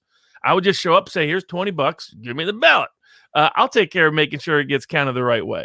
I was explaining to people, like, why certain patterns exist for like with dead people voting. Of course, dead people vote by mail because it's tough to vote in person when you're dead. I mean, Robert, and to that point, that's been another liberal talking point over the last couple of weeks. Well, it's not really, it doesn't violate the principle of secret ballots because, again, you only have this person doing this and that. That's a load of crap. It was a huge point of contention in Florida for us as well when we were going over that. And that is simply because there was every damn year, allegations that Brenda Snipes was tossing ballots and they were opening them. And by the way, when they weren't in the presence of overseers like she was supposed to do, and they would junk Republican ballots. And I'm not talking about a few hundred or a few thousand. One year they accused her of junking 50,000 Republican ballots in a single election. That is not a joke. And in Fulton County, Gwinnett County, the neighbor to their east, had a 12% rejection rate. Their rejection rate was almost nothing. Even during this last primary, there were massive problems and very high rejection rates. Fulton was again at 0. They had major problems. The Atlanta Journal-Constitution reported it. They had such an issue managing their elections. Just this earlier this year, they were fined and forced basically to agree in a settlement that they be independently monitored. And here's an excerpt right from it.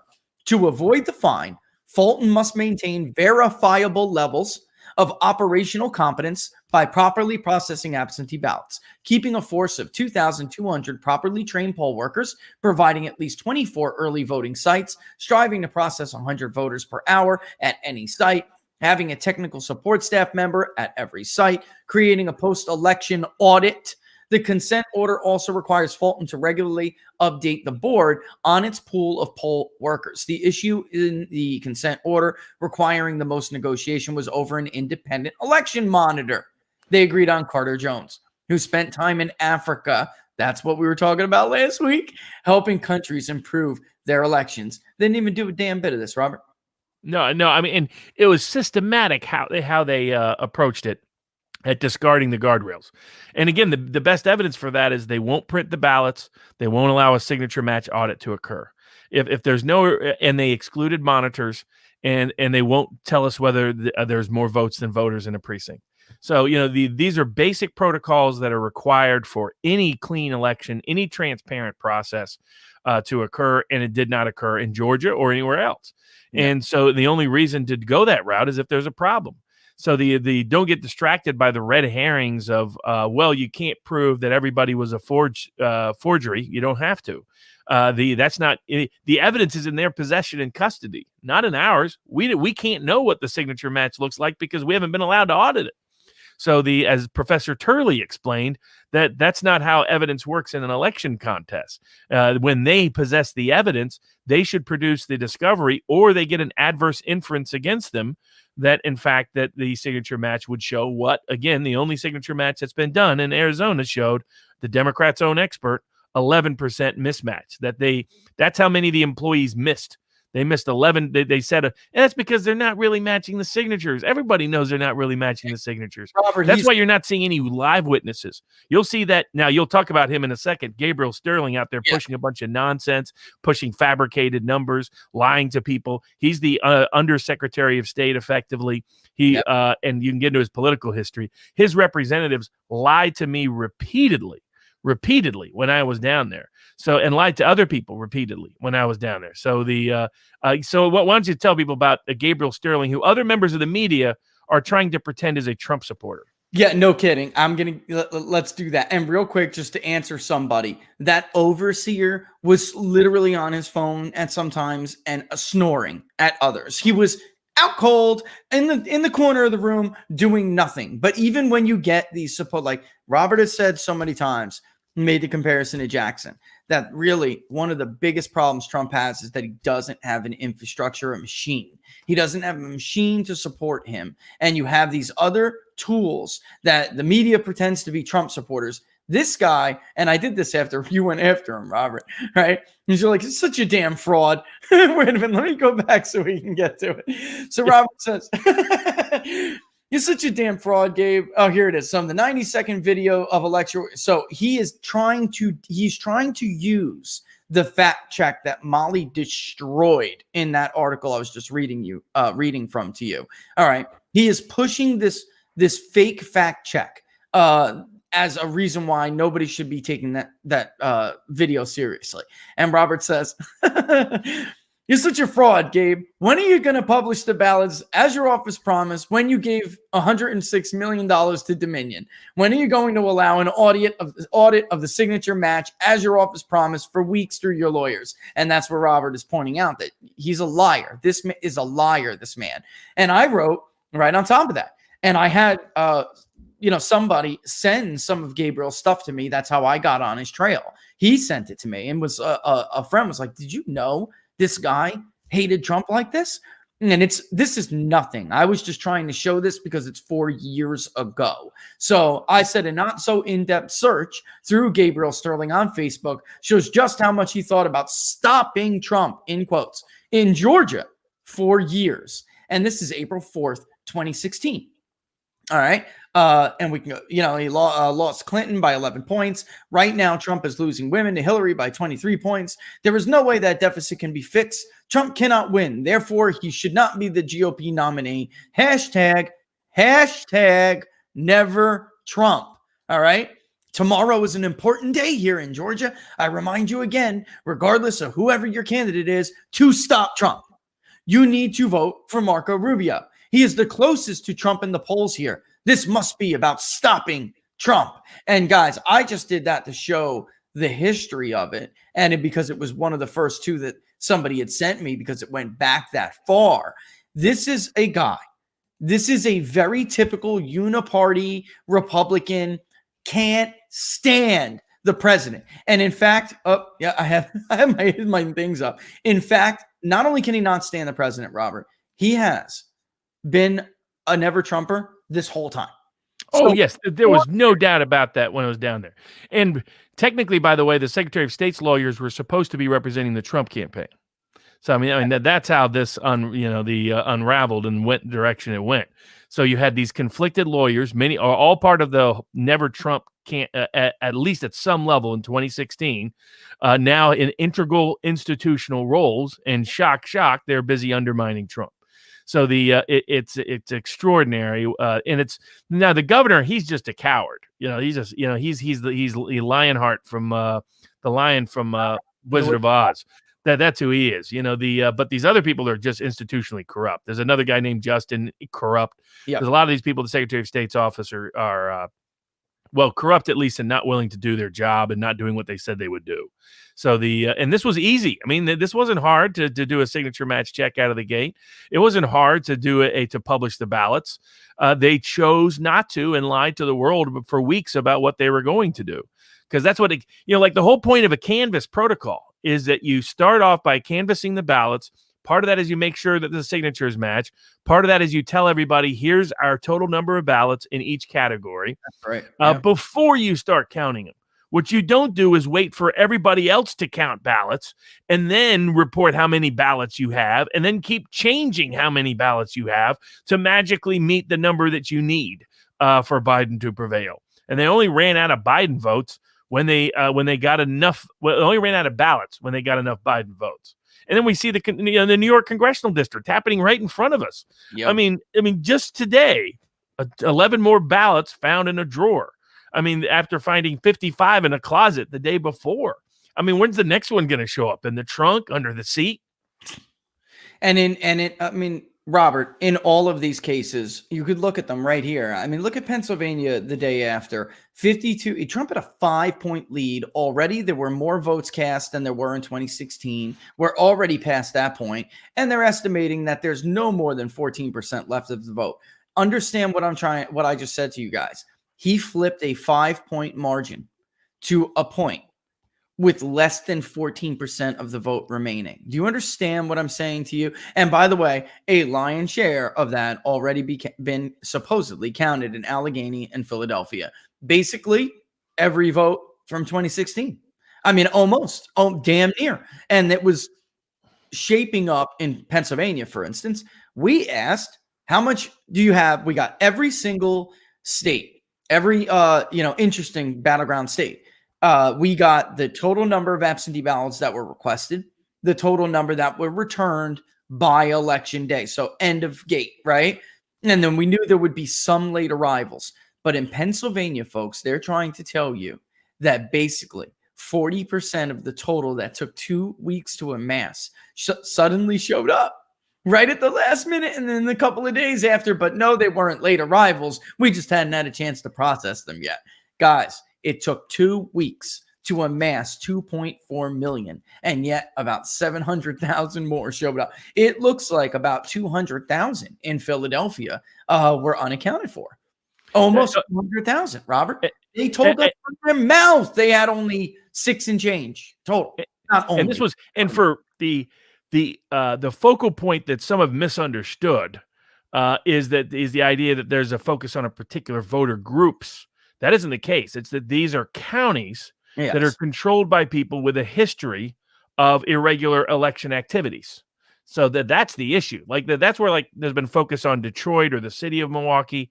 The issue is Milwaukee County had twice the turnout that where Cleveland, the county where Cleveland is, or the county where St. Louis is, or even Cook County or New York, apparently.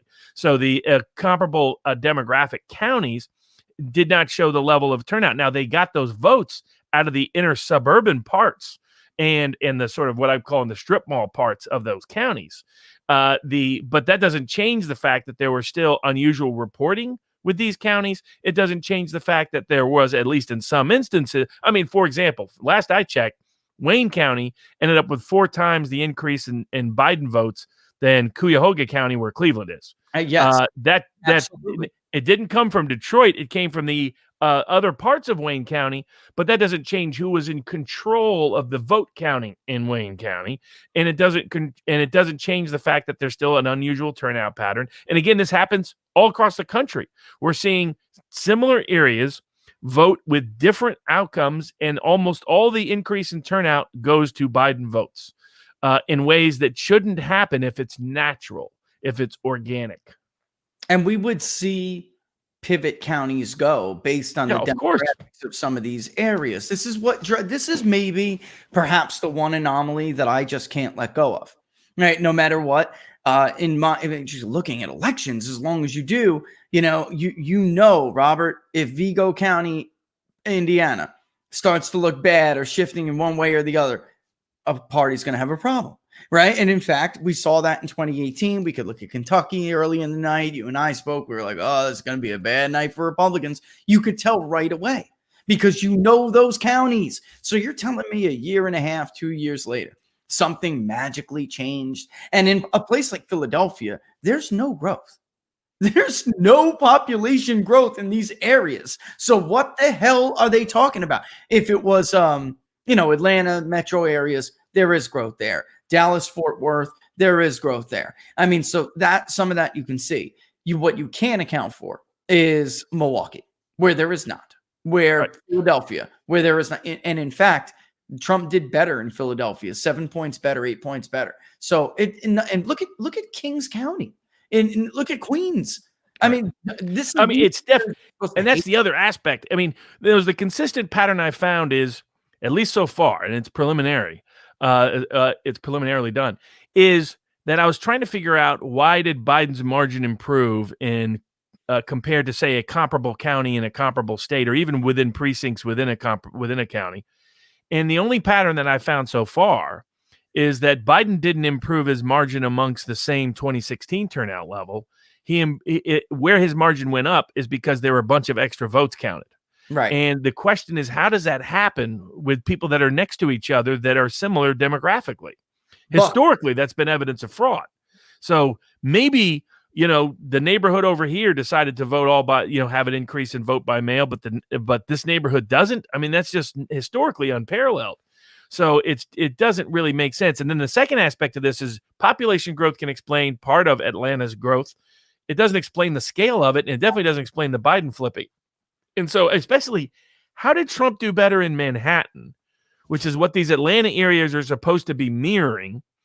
And yet, so he does better in Manhattan, but he loses 25 point margin switch since 2016 in some Atlanta precincts, suburban precincts.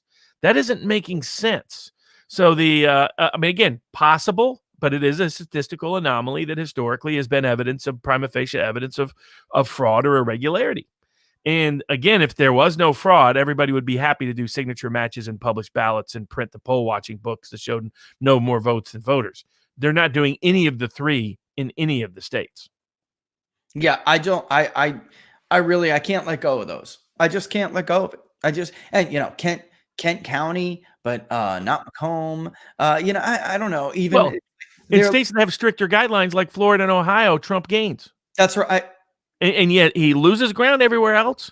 This is my argument, in fact, with Sean Trey. Sean was like, well, look, but Trump underperformed a lot of places. And I'm like, yeah, but not the key swing areas of Florida and Ohio that had clean elections. Right. So and again, the key here is to understand it's not Dominion. The key here is to understand it's not just it's not a big urban vote turnout. It's It's that this was systemic because they outsourced the fraud, made it easy for everybody to do it. That's how you end up with, let's say those 395 people that voted in 2 different places. Let's say they did so deliberately. Ask yourself, do you think that's the limit to the fraud that occurred? If 395 people were willing to commit a federal crime to get Trump out in ways that's easily trackable in just one state, what do you think happened on a broader scale? I actually agreed with the Democrats in North Carolina in 2019. They said, if you have any evidence of fraud, you can have no confidence in the election. Well, I agree. So let's apply the same standard when the shoe is on the other foot. This idea too, that you have reality winners at the National Security Agency. You have Wolf at the Senate Intelligence Committee. All of these people you have are willing because Trump is Hitler. He's the devil, right? He's putting kids in cages. All right. I mean, all of this, they're willing to do that. But election officials who double as Democratic activists on Thursday, you know what I mean, are not. I mean, even the average. Especially Scott Adams had a good analogy. It's like you left the door open, you left the safe open, and you told everybody, and you left for a month. Yeah. And now, in a lot of communities, you probably won't have any fraud, but in some communities, in some places, you're guaranteed to have it, and there's some probability of it. And frankly, that's what consistently explains the extraordinarily inconsistent outcomes we're seeing all across the country. That's how 2 coal mining counties near each other in Tennessee. One of them improves Biden by 1 or 2 points. The other one goes towards Trump by 6. And the only thing that separates them is one of them had an unusual spike in turnout. It's because that's a place where somebody decided to walk in the door while the safe was open. I mean, that's the lie. They created the motive, and then they created the means. And when that's going to happen, you're going to have people do things that are irregular. And the proof of it is they won't allow the signature match, and they won't publish the ballots. Which is, what else would explain it, Robert? Why we keep seeing these same people, these same precincts come up time and time again. So what you're saying actually makes a lot of sense to me, looking at where we do find these ballots, right? So everybody, the Republicans, they want to focus on Wayne County, right? Like we were just saying, or something, these urban areas. But in truth, it really does look like it was kind of like by certain areas, right? Just look at that Michigan map. Yeah. That Michigan map makes no sense. No. There are rural areas that trend towards Trump and then other ones that trend towards Biden that are almost always voting the same pattern, especially in recent elections. And Kent County was definitely a surprise. It isn't a surprise that corruption would happen there because, again, I think you look at who's the group. It's it's sort of younger professional class near suburbs that are going to have the most number of Trump-hating voters who think means and motive. It's your Antifa recruiting grounds. You'll find where there's a disproportionate number of Antifa sympathizers, you'll find unusual turnout tendencies in this election. Where either they have it in the election office or they have it in the local populace, where you have people willing to I had someone email me, say, look, I had 2 friends of mine brag that they stole their grandparents' ballots and changed them from Trump to Biden. He said, look, I don't want to get them in a federal criminal prosecution, so I'm not going to tell the world about it.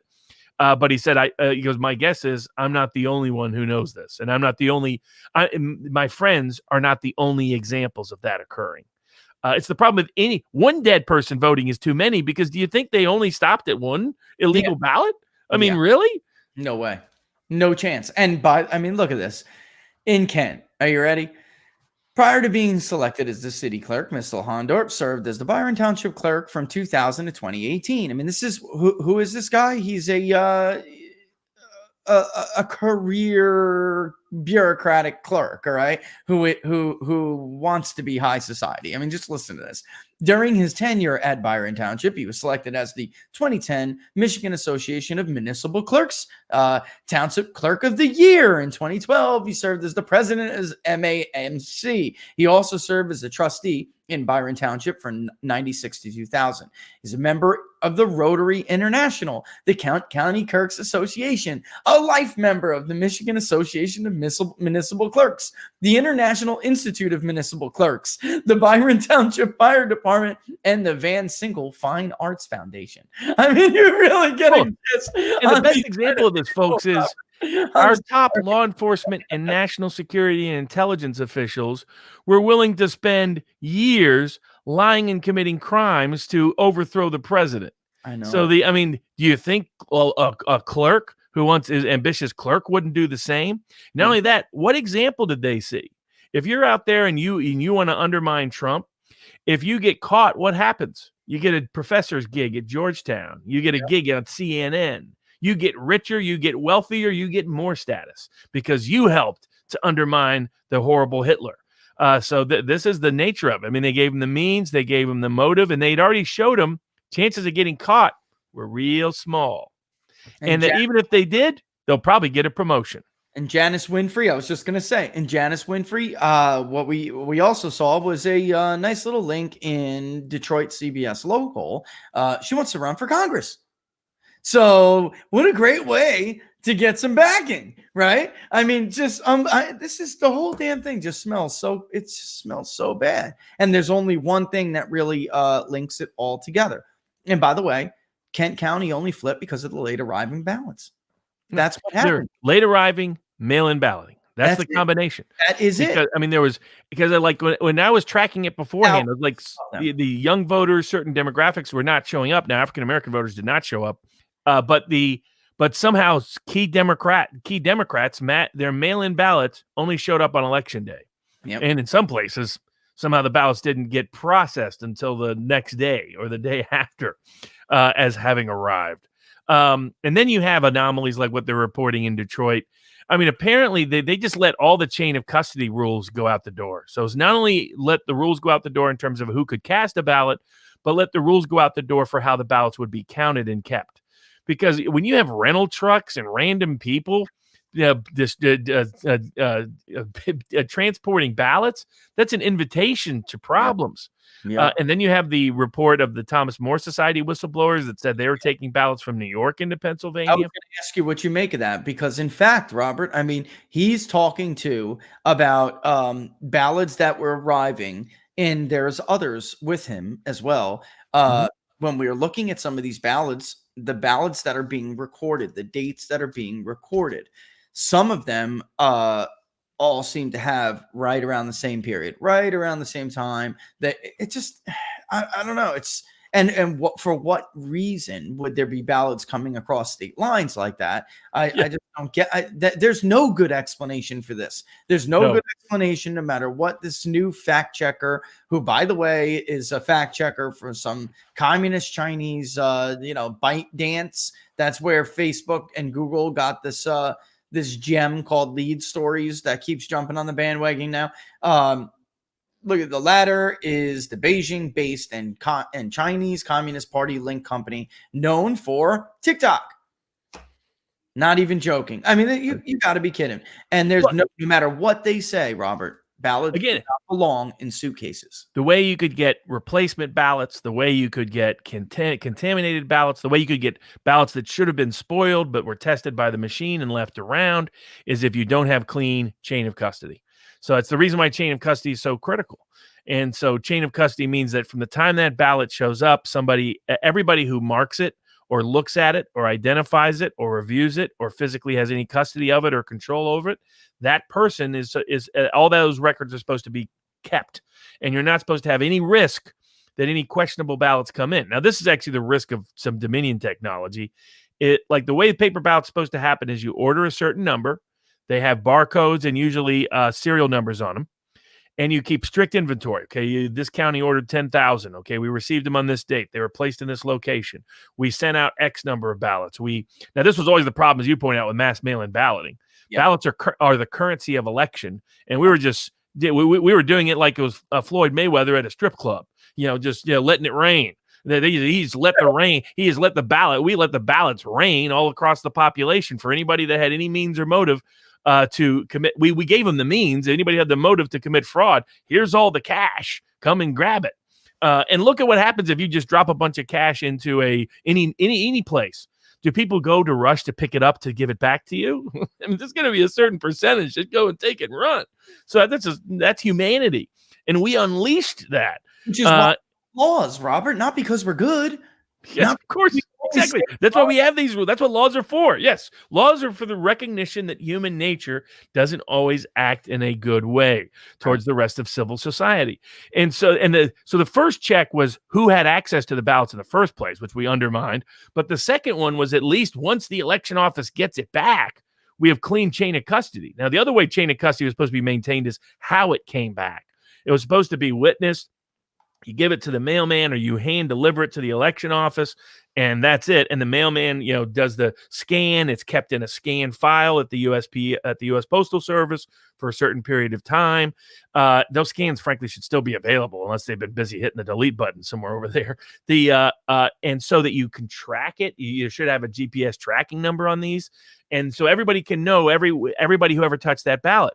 But once you say, you know what, you don't have to deliver it through the post office. You can have ballot harvesters deliver it in some places, even though that's mostly illegal in most of these places. They got around that. But the drop boxes allow all the harvesting you want.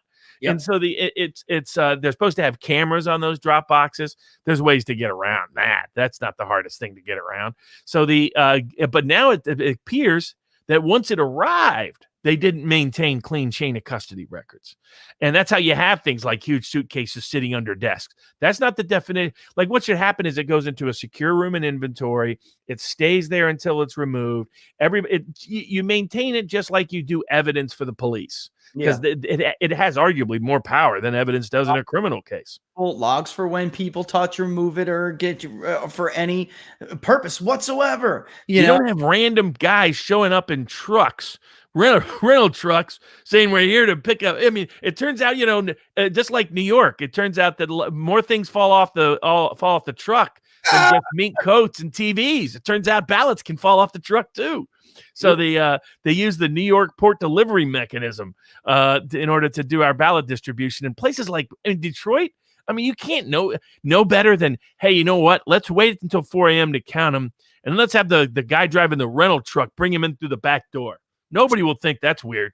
Speaking of which, we're collecting a lot of responses in Georgia, and we started in Michigan as well, but Georgia's going to be done soon. I suspect Georgia will be done either later tonight or tomorrow, because collection will probably speed up in the next couple hours now that it's 4 o'clock. But with almost 1,000 responses right now, and it's heavily Democratic. I mean, because it's skewing toward the metro area. All right. Remember that question? Please tell us whether you agree or disagree with the following statements. Counting votes in the middle of the night is trustworthy. Do you want to know how many people agreed with that? And it's not weighted, guys. This is a very liberal sample. 19%. Yeah. I mean, only the hardest core Democrats are okay with that. You're right. That's it, because they know that however it is, the vote fairy shows. It's like reverse Cinderella. The vote fairy shows up after midnight if you're Joe Biden or you're a Democrat. That's when you turn into a princess. Is after midnight arrives at the vote counting center, where you just happen to exclude observers. The partisan observers. That's the point. The Secretary of State person being there means nothing. Independent consent person doesn't really mean anything. The point is you want Republican and Democratic observers to monitor it. And like some of the excuses these courts have been using, they're like, no, they excluded all the independent observers. That's not a good thing. That's not an endorsement. We would consider that invalid if any other country did that election. If Putin did this, New York Times would have stolen on the front pages. Come on. They'd be like, Putin strikes again. Yes, exactly. Another election again. I got to show you this because, and again, guys, remember, this is unweighted. So I don't want to hear you when I come out with the results and you say something like, how did this turn into that?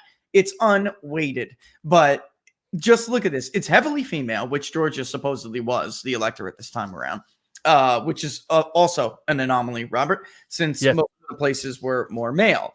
Most of the states were more male. And more conservative. All right. But this is not very conservative at all. Georgia is more than 30% conservative. That's what our rough data says right now. And it's almost D plus 10 in this poll. All right. Are you ready? Almost D plus 10, Robert. Almost D plus 10. Let me put it up so everybody can see. This is ridiculous. Because I'm going to put this out and everyone's going to accuse me of faking this crap. You watch. Because this is how bad it is for them. Oops, wrong one. Hold on. This is how bad this is for them, Robert. In general, do you support or oppose each of the following election integrity laws and policies? Requiring all voters to provide a photo identification to cast a vote. 6 in 10, Robert. 6 in 10 strongly support voter ID. 25% support. Only 9%, folks, oppose voter ID. signature verification or the matching of voters' signatures to driver's licenses or official record. Damn near the same. Only 13% strongly or somewhat oppose. 51% strongly support signature match. Another 30% support signature match. That is 80% want signature match. And this is again, a very liberal sample. Okay. Bans on ballot harvesting, 4 in 10 strongly support bans on ballot harvesting, 2 in 10 support it. Election day deadlines to report the total number of votes cast in their precincts or counties to prevent suspicion surrounding late arriving ballots, over 4 in 10 strongly support it, just under 3 in 10 support it. These are huge numbers, Robert. Allowing poll workers and observers, or poll watchers and observers, to conduct oversight during the counting of ballots, over 41% strongly support it. Another just about 35% support it. These are huge majorities, Roberts, in a very liberal sample. Please tell us whether you agree or disagree. Vote by mail is at least somewhat likely to increase fraud. 30% strongly agree. Another fourth agree. Election officials should follow verification procedures when counting votes. 55.8% strongly agree. Another 31.3% agree.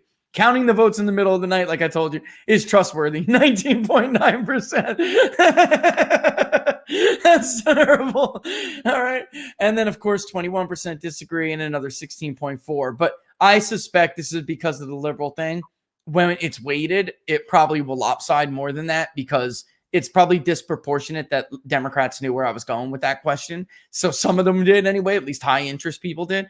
And then verification procedures should be applied to all voters equally. Strongly agree, 62.2%, agree, 26.5%.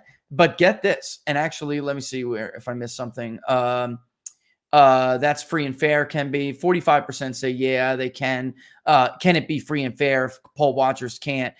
They say yes, 45, unweighted. But in truth, look at how many people really do want poll watchers there for oversight, right? So what do you have there, Robert? That's why we asked the question differently and a lot of different ways, because we strongly suspected that people would just lie because they knew that that's Trump's talking point. So we worded it a different way later to see if their true intention, and in fact, we caught you. So, all right, guys, you're not getting around us. You're not like getting over on us.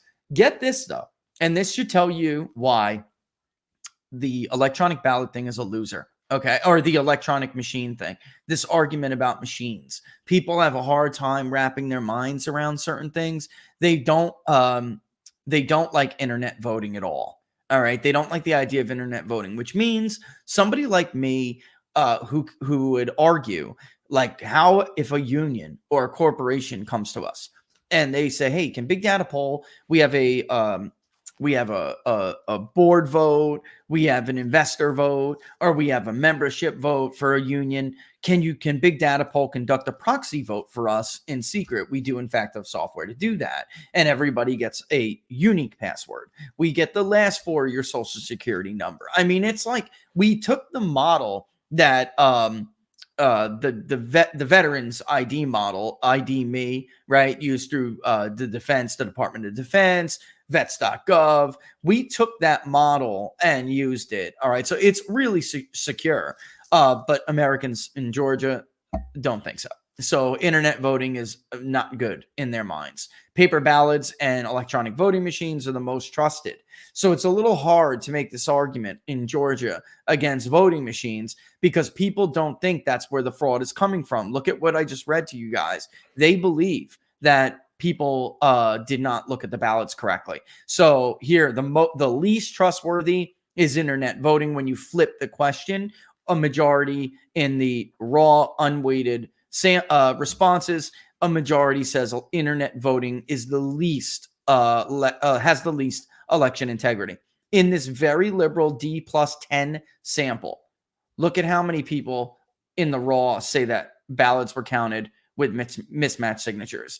That's ridiculous. You know what I'm saying? So the point is, when that's weighted, it's going to be half the electorate in Georgia thinks that ballots were counted with mismatched signatures. And then in the prior in the prior question, which is about trust in the integrity of the election result, it's going to be bad, Rob. Or over half will have said, I mean, I'm ballparking here because I don't know until I weight it, but if it's a D plus 10 almost sample, then over half is probably going to say, let me just real quick, not very much is already huge.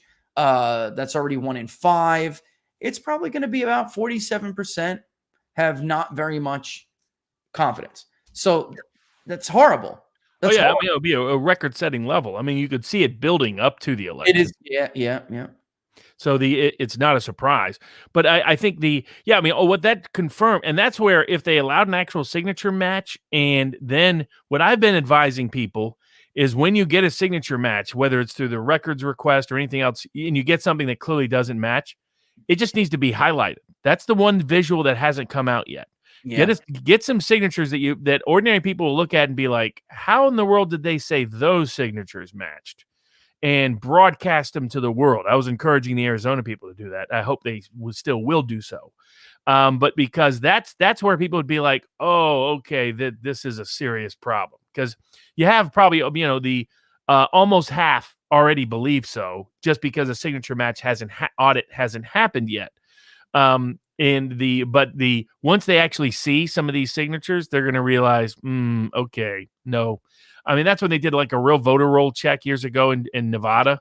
And they found the entire Dallas Cowboys offensive line was registered to vote there, as well as Bugs Bunny and Roadrunner. That this was a sign of problems.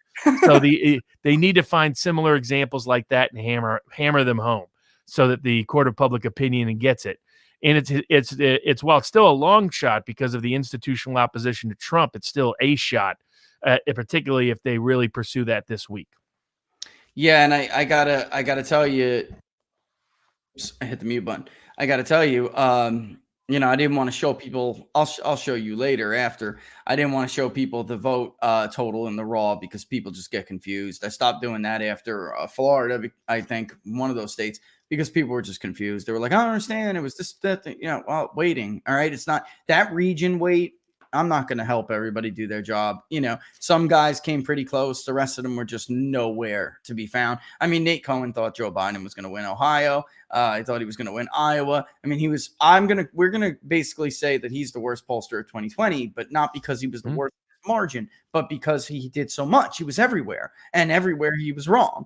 So it's like, maybe Morning Consult and Quinnipiac, in fact, do have bigger margin misses in some states. He was just wrong everywhere. I mean, he even thought himself so important, okay, that he decided to dip himself into Maine's 2nd congressional district. Yeah, that was a mistake. Biden +2. You stupid fool. I mean, our national poll conducted for the Epoch Times 4 weeks before the election is right on the money, and it's more accurate than his that was conducted right before the third and final debate. Right. Yeah. So he's the worst because he really thought himself so important. I don't know, hubris, Robert. It's got to be. They were all misled by 2018. They convinced themselves that the House outcome in 2018, even though they actually got it wrong, they got it wrong at multiple levels. They missed a bunch of facts, even in the House. And of course, they completely missed on the Senate, completely whiffed on governorships, completely whiffed on state legislatures. So they whiffed on a whole bunch of areas. But they convinced themselves that because the outcome in the House was what they thought would happen and wanted to have happen, that meant that they had magically cured all the problems from 2016 and now had magically correct polls. And now I don't think they'll ever be really down deep. They won't be taken seriously by anybody anymore.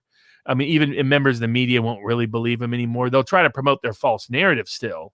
But I think everybody's like, wow, you didn't even get close to right. And if it wasn't for the special turnout effect of mail-in balloting, then Trump wins with ease. That was the other big lie that Cohn has been saying after the election. He's such a lie. He said mail-in balloting had no impact on this election. I was like, okay, you can believe it wasn't the product of any kind of fraudulent activity, despite all the evidence that suggests otherwise, including statistical anomalies and actual evidence of illegal voting taking place. But it was critical. Without this, Trump wins easy. Trump wins by several points. He likely flips at least Nevada.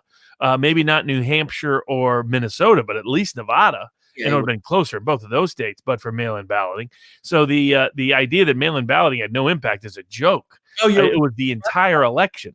you were right about Nevada, by the way. That was gonna be a Trump +1 or Trump +2 Yeah. without. But for those election day mail-in ballots that arrived. And of course, Nevada, you could legally count ballots for 10 days after the election. It kept arriving and arriving and arriving and arriving. And they documented illegals voting. They documented people registered to vote at casinos. There was a massive, like the other thing here is there is a late registration surge in certain areas that's unusual, that then shows up with unusual voting patterns. Like outside, like why is it young people suddenly got interested in the Scranton area, but didn't get interested anywhere else in Pennsylvania? Yeah. Why was there a sudden surge in casino voter registrations, people pretending to live at casinos in Nevada? This suggests the same thing that Matt Brainerd and you documented, which is what we found in Georgia, where people were living in mailboxes. Yeah. So, probably Stacey Abrams brainstormed all this. And when people wonder why in the world would anybody commit systemic fraud, because Stacey Abrams is likely to get rewarded, probably get a prime gig, maybe even ahead of the Civil Rights Division is talk at the Justice Department. Can you imagine ahead of running election integrity for the entire country? And she'll probably be put into the governor's chair unless Republicans take out Kemp, which they probably have to do to hopefully Kemp just, they buy him off and send him someplace so that you don't have a contested race that then backfires on you in the general. But things are going perfectly for the Democrats in Georgia. They have the corruption of the Republican insiders, and then they have Powell and Wood doing their divisiveness that's undermining everything.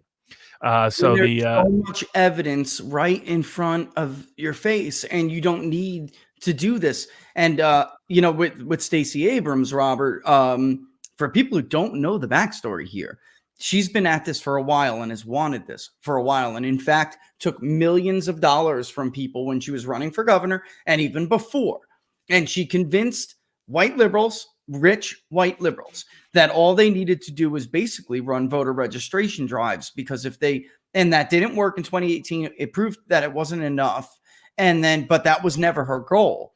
Her goal was to expand the voter pool and then make it very easy to commit fraud like this, because she got something. She was smart with at least one thing, which is that if you expand the potential pool, you expand the potential for irregularities. And all these people that lived at post offices magically only voted by mail, when only a minority of people voted by mail in Georgia. That's right. So why couldn't any of these people show up in person exactly? The probability that some of those, it's easy to get a fake ID these days, given and they really got rid of most of the ID standards if you vote by mail in Georgia.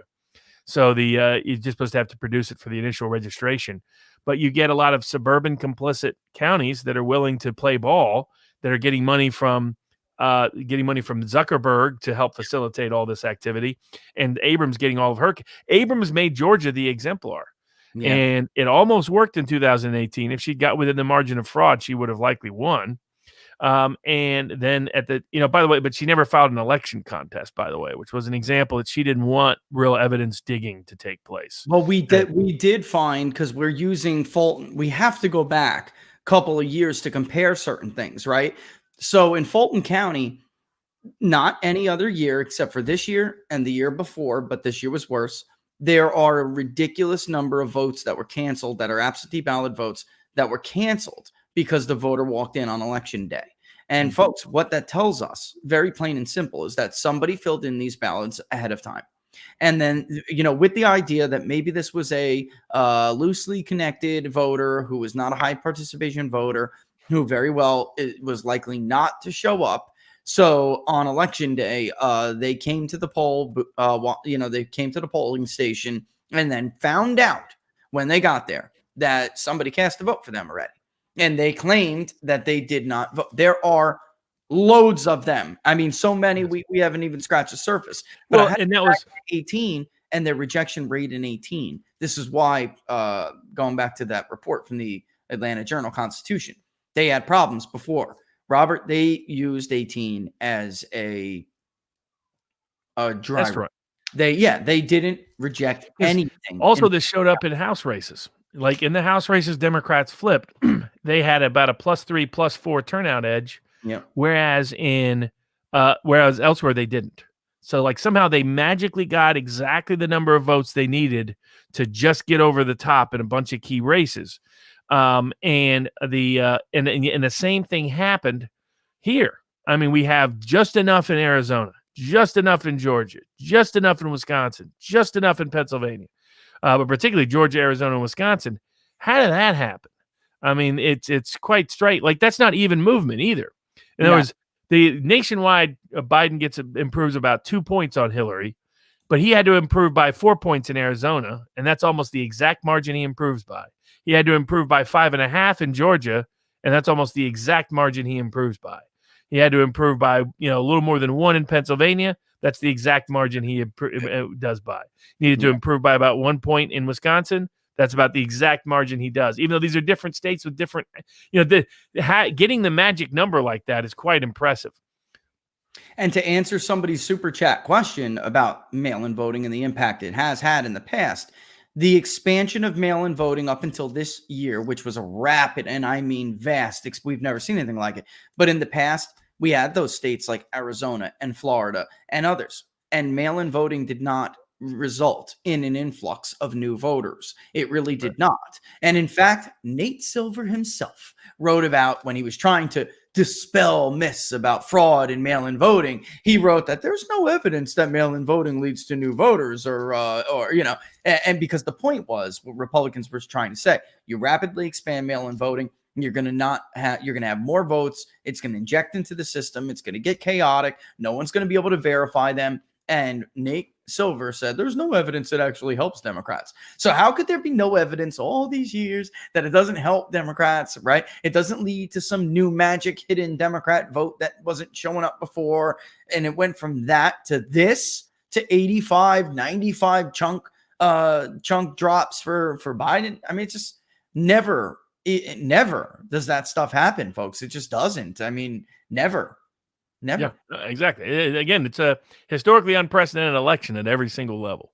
Yeah. So that now there's empirical evidence based on what you found and Brainerd found that there was a lot of illegal votes cast. Yeah, and then the key methods to check are the two methods they won't allow. They won't publish the ballots. They won't do a signature match audit.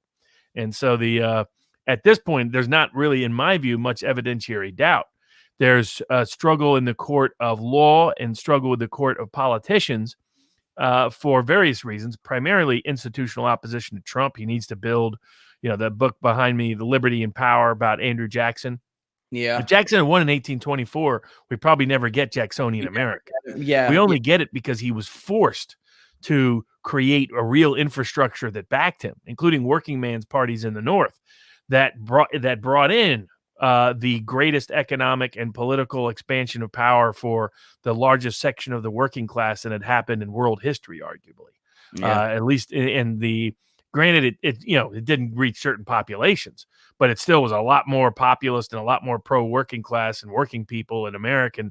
And the idea of democracy being real economic and political and cultural empowerment really starts in America with the Jacksonian era that only happened because they stole it from him in 1824.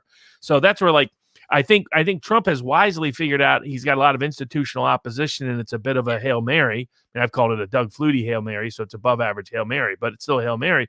But recognize that if he develops the right factual record, he puts himself in this is where he has no interest in what Wood and Powell are preaching in Georgia. Because he wants the Republican Party to remember the only way anybody wins is if Trump puts them on his ballot effectively. And that's why he wants them to win so that everybody remembers this is still Trump's party. That whether he's inside the White House or outside the White House, it's Trump's party. And he can start building real institutionalized infrastructural support, frankly, easier if he wins the court of public opinion, but isn't declared president to a certain degree. I mean, he has the legal and political grounds to prevail. Let it go through the process. A lot of hurdles. My view is what we talked about. Let Pelosi steal it under a misinterpretation, under the misapplication, unconstitutional application of the election laws they passed in 1887. In that, Robert, no risk. There's no downside. There is no downside to that plan. Completely. I mean, why they haven't already adopted it and adapted it is incredible. The Trump gives McConnell all the appointments he wants, which gets him saddled with people like Christopher Wray and these judges who've screwed him over in district courts and courts of appeals. He gave Paul Ryan all the legislation he wanted, and they reward him by letting their appointees sabotage him, and their aligned elected officials sabotage him. So this is a sign of is not a reason for incurable depression. It's the other problem I have with blaming the machines. The way they're doing so tells people, oh, there's nothing you can do. It can be rigged at any time. Yeah. You can't make any difference. Just go home and quit. That's why I've never liked that message. I mean, the reality is we can, with simple, just by enforcing the laws on the books, we can have a clean election right now. So we need to and then we need to improve the laws on the books. And most importantly, we need to improve the decision makers who enforce and adjudicate these laws. And we do that by making a liberty and power type revolution over the next 4 years, by using this as a building narrative for a real Trump movement that's a movement, not just a man. Because he won, he shocked them so early, he never got his people in. And he was starting to get a few in. Who've done some great work for him behind the scenes during this whole election contest, but not enough. And imagine if, like, let's say it goes to be honest with everybody, let's say it goes to the state delegation, and I think that's the constitutional remedy, and they elect Trump. You have the benefit of not having Biden be president for 4 years, but do you think? I mean, Trump's dead, politically dead. I mean, the half the Democrats will all believe he stole it. So I mean, the sustainability of that is it's not necessarily the perfect scenario. For Trump, the perfect scenario, to a certain degree, there is at least an argument. The perfect scenario was an honest election, but let's say you can't get that. The backup is let Pelosi steal it, build narrative for 4 years, handicap Biden at the knees, and build a real infrastructure that can really change things long term. And that's why people should not get. That's why I say we're in Act 2, not Act 3. People shouldn't get depressed or distressed just because we may not get the remedy we want now, or the remedy that may be constitutionally deserved now, because we should use this as a building block for real election law reform, a building block for a real Trump populist infrastructure movement that purges all of these problematic components of the current Republican Party infrastructure and replaces it with a real populist machine that could sustain itself and can win without dealing with the margin of fraud. I tweeted, I think it was the day after the election on 2016. I tweeted, one man a revolution does not make. I mean, bottom line, if you know how this process works, and more importantly, as Robert does too, if you've been around Republicans for years, politicians, elected officials, they are worthless. They're worse. If you are a Republican voter, most of these people are worse than Democrats, because at least you know what you're going to get with Democrats. You know what to expect. It's constant knife pull. You are constantly pulling knives out of your back, constantly pulling. They are the slimiest, most cowardly. They're like a third corrupt, a third cowardly, and a third something else I don't want to say on air. That's just what they are, and they have to go. I mean, if you want a real movement, instead of like what Robert was saying, instead of a man, they have to go. I mean, there was never going to be a legit way to reach out to Paul Ryan, Robert. Like Trump, the one mistake Trump made, and this trickles down to all the things like with appointments, right? The one mistake he made was thinking that politics is like the business world, where if you get into a room with someone, maybe you disagree and you have different takes, but let me just get them in front of me and I can charm them. They'll see I'm a nice guy and I'm not what they think I am. And, and I can win them over. And Trump, I mean, being around politicians for as long as he has been, I can't believe he didn't realize that these are scumbags. These are people like... He has an abundant. What I've told people is that Trump won too early. I was like, in order, if you want actual Trumpian policies, you needed him to build it more. And it was a genius strategy of Trump. He could sneak in this way by winning too soon. But the problem was, and people have been warning everybody around him that the appointments were poor. But he thought, if I play ball Yeah. the system will understand this is the smart strategy. Yeah, he And did. he didn't understand just how corrupted the institutions are. They're morally corrupt and they're Laura, intellectually here, not bright. Laura's exactly nodding along in agreement because I think he and a lot of his supporters, people around him who are diehard, that are loyalists, I don't think they realized how bad it was. No, they had no clue. It's been wonderfully educational. Trump has revealed how bad the media is. Trump has revealed how bad the institutional Republican Party is. Trump has revealed how bad parts of the judiciary are. Trump has revealed how bad the high ranks of the FBI are. There's a reason why Snowden did what he did. Mhm. You know, Snowden went public with his whistleblowing because he realized that the institutions were so corrosively corrupted that there was no other likely remedy. Yeah, He didn't want to end up, floating out in the ocean in Hawaii. He recognized when he saw people just brazenly lie without consequence, then he realized, oh wow, the only way this can end, and that's why I'm for Trump pardoning both Snowden and Assange. Me too. Absolutely. Thank the deep state for their crap, and you can tell he recognizes it. As soon as the election was over, what does Trump do? He starts demanding troops come home from Afghanistan, troops come home from Somalia, troops come home. He knows who it is that screwed him over the last 4 years. And that's why he would be incredibly powerful 4 years from now. I mean, if I was the Democrats, I don't know if I would necessarily welcome how this script is playing out. No, I'm going to have temporary power, but I have an unmanageable, unsustainable coalition. It's worse than Carter 76. Who was going to keep Southern Baptist and San Francisco socialists together? Right. That wasn't going to work. No. Now Biden's got to keep, the Karens and the AOCs together. Yeah. Good luck with that. Just cracking up over here because it's not sustainable. You cannot keep this up for the long term. It's funny you bring that up. We were just talking about that, Laura and I. We're like, look, there is just no way this administration is successful. First of all, he's going to be gone. And he'll be gone.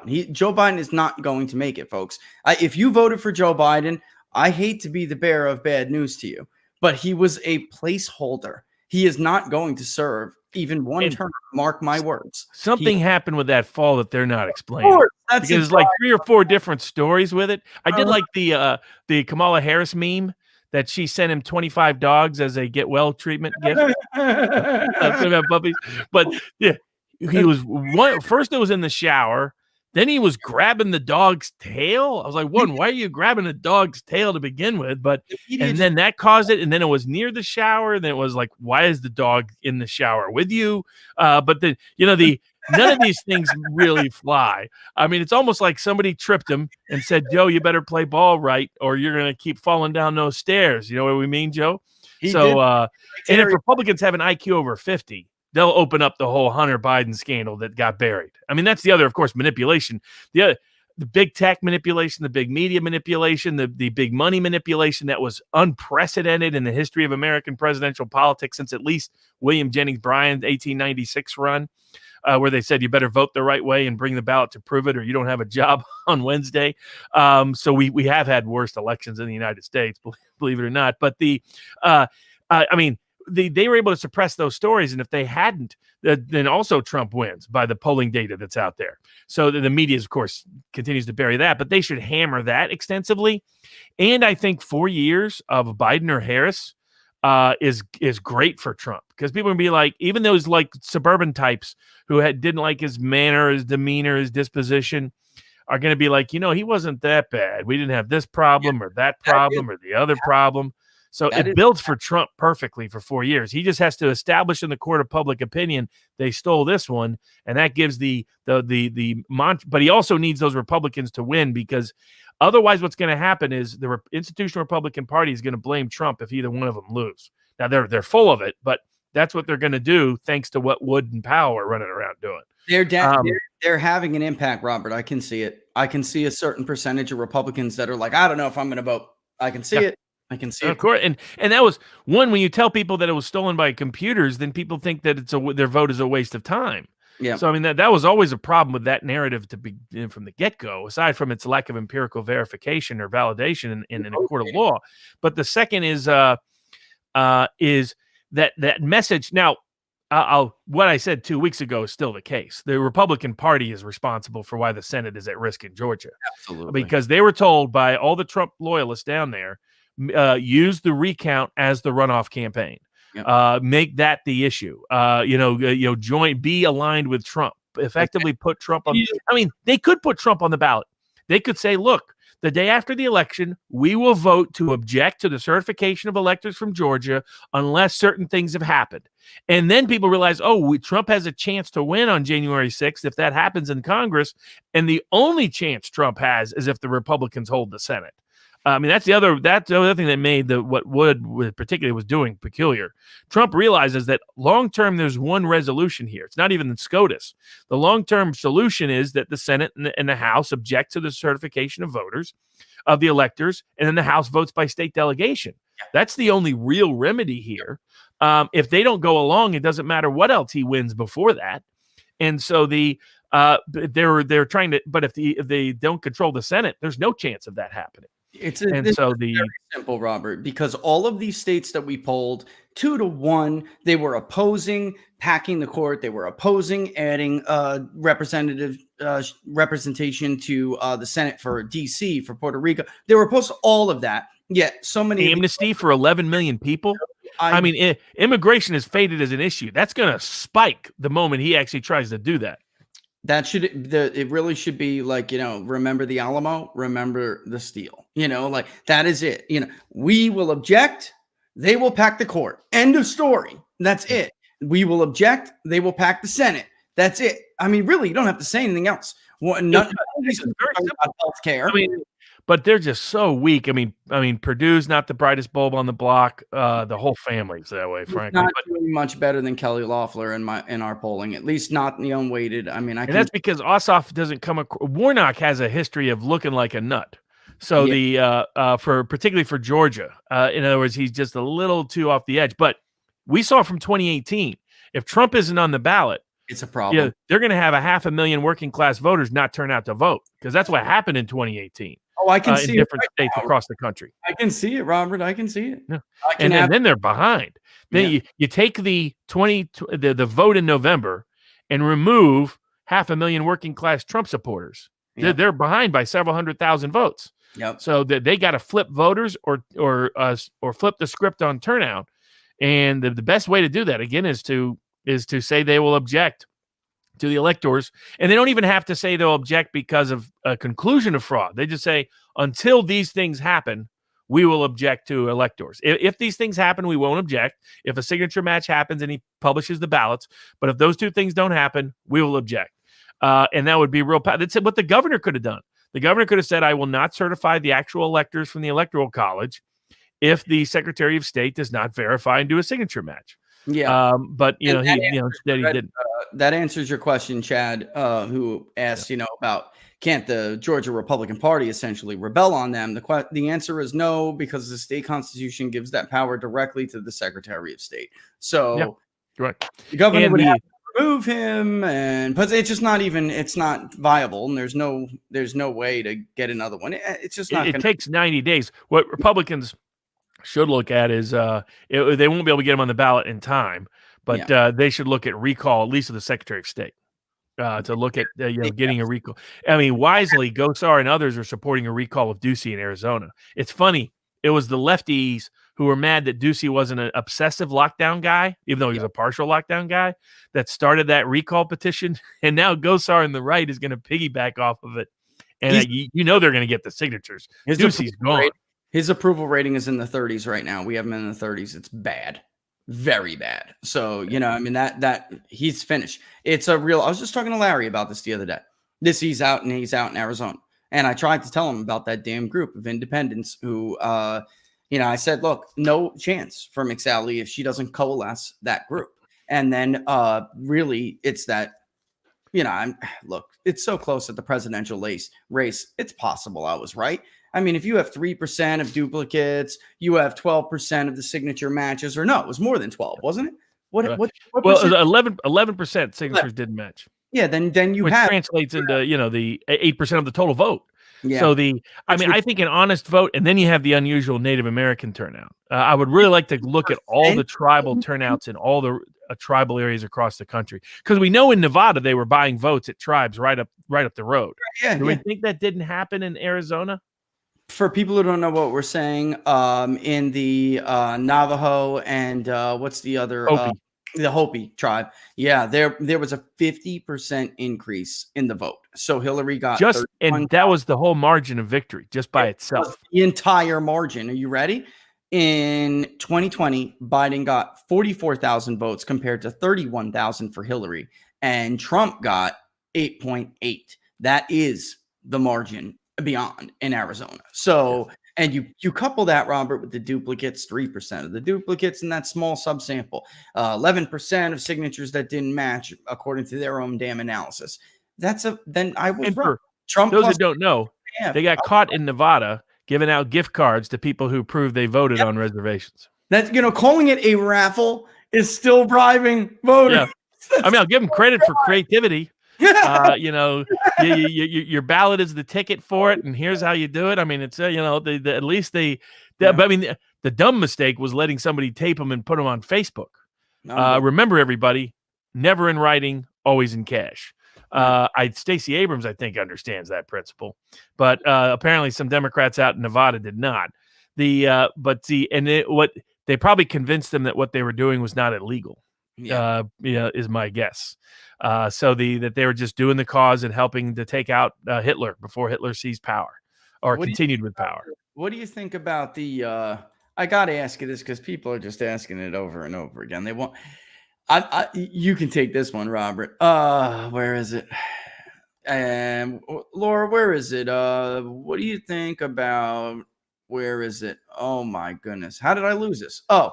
About the Stafford O'Loughlin, who was Kemp's daughter's boyfriend, died in a extremely fiery car crash right after the day after Kemp called for signatures to match. I'm not touching things with that. That's part of Linsanity. Instead of insanity, I'm going to start calling it Linsanity after Lynn Wood, who took a bunch of money for Rittenhouse and now has abandoned Rittenhouse, and apparently money never even went to Rittenhouse and never even went into trust. A guy who's all of his partners are suing him. Partners who did all the work on Sandman because they say he's both insane and a fraudster. He goes around referring to himself as Almighty Lynn. Did you see that Trump imitation? I think he thinks he's Trump. He wore the hat, the red tie, the white shirt, even the overcoat that Trump likes to wear that I've never even seen Wood wear before. And then he's doing that Jericho routine. I mean, the walls of Jericho are about to fall. I was like, come on, man. I grew up in tent revivals. I know a fake preacher when I see one. So this guy is a crock. And you could tell he loves the attention. Yeah, I think part of it's a grift for money. And I think part of it is he loves the attention. He's been insane now for a year. People can look up the verified petition that all of his partners signed against him in court, detailing how crazy he was, threatening people's wives, threatening people's kids. I have, because I got, I've read it, and guys, it is not. Look, you always have people like in divorces and in partner disputes. You always got, of course, they're always crazy and outlandish, but this stuff they have the receipts. They have, they have the emails. They have the tape recorded conversations. They have all of it. So I dealt with him some in the Salmon case. So I already, because I was representing all the other Covington kids. Man, I already knew he was nuts. And I get all the QAnon cultists and all the rest are gonna, be trolling me now for forever. Just go to the message board, vivabarneslaw.locals.com, and if you subscribe, I'll read your trolling comments. Otherwise, no luck necessary. But I mean, this is just, and I told people that all the Powell stuff was going to just get dismissed. And what's happening? It's all getting dismissed because of tactical errors they made and where they chose to sue. What did the courts? I said last week, sue in state court, not federal court. The federal courts are going to tell you that. So don't sue in federal court. You'll blow your opportunity to sue timely in state court. What did both the Michigan court and the Georgia court say today? You should have sued in state court, not federal court.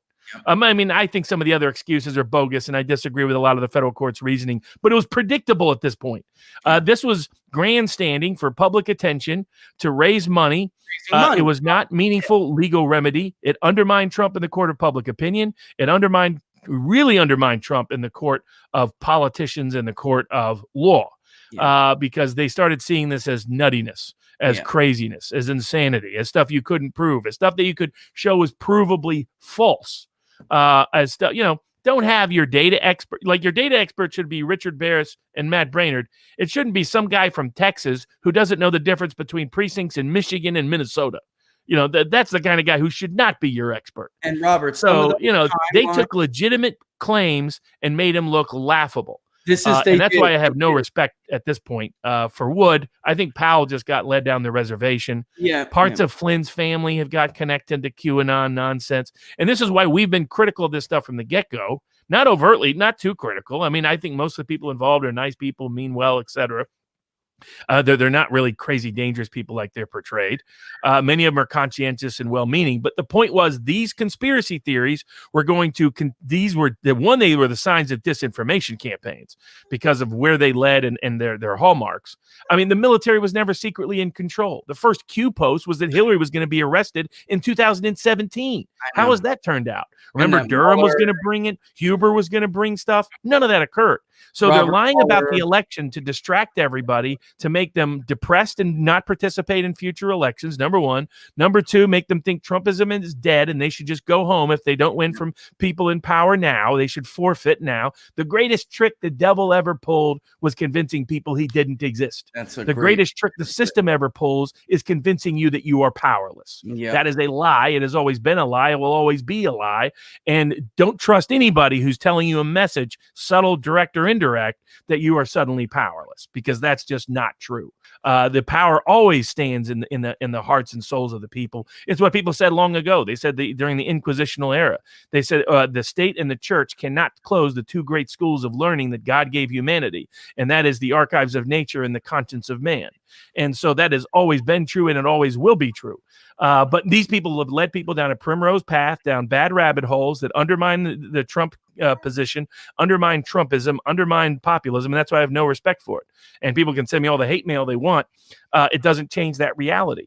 And so it's unfortunate, but there were people like Richard, people like Matt Brainerd doing great work that unfortunately didn't get the attention it warranted and deserved because of this nonsense, but hopefully we'll get back to it. So, because this election was stolen, three eternal truths. Sally Yates is corrupt. Epstein didn't kill himself. And yeah, folks, they stole it. That's going to be number 3. Nice. I'm going to race through a couple of these before it's 4:41. I got, speaking of stolen elections, I have a thing at 5 where I got to tell them what I found. If you want names, I'll drop names. Let's see how they react to it. All right. So if 11% of mail-ins were fraudulent in Arizona, why aren't they fighting Senate races as well? That's a great question. McSally honestly, I don't think McSally would be recoverable. It would just look closer than it was if they rejected that amount. But McSally was a bad candidate. She did not win a group of voters that Trump won, and couldn't get close. And the McCain people left her to hang out to dry anyway, Robert. And I had encouraged other candidates where it had close margins to do so. Now, the remedy is different. Yep. The remedy in most cases, other than the presidency, is a new election. Yeah. So I had even suggested that they try that for Trump in Georgia. So it's like, put Trump on the January 5th ballot. That will change the equation of who turns out and votes. No kidding. No kidding. But constitutionally, the remedy has always been House state delegation for the presidency. For the president, yeah. Now, you notice Democrats are contesting in Iowa. So that's okay. They have a whole different standard when they're on the losing end of the ticket, at least officially.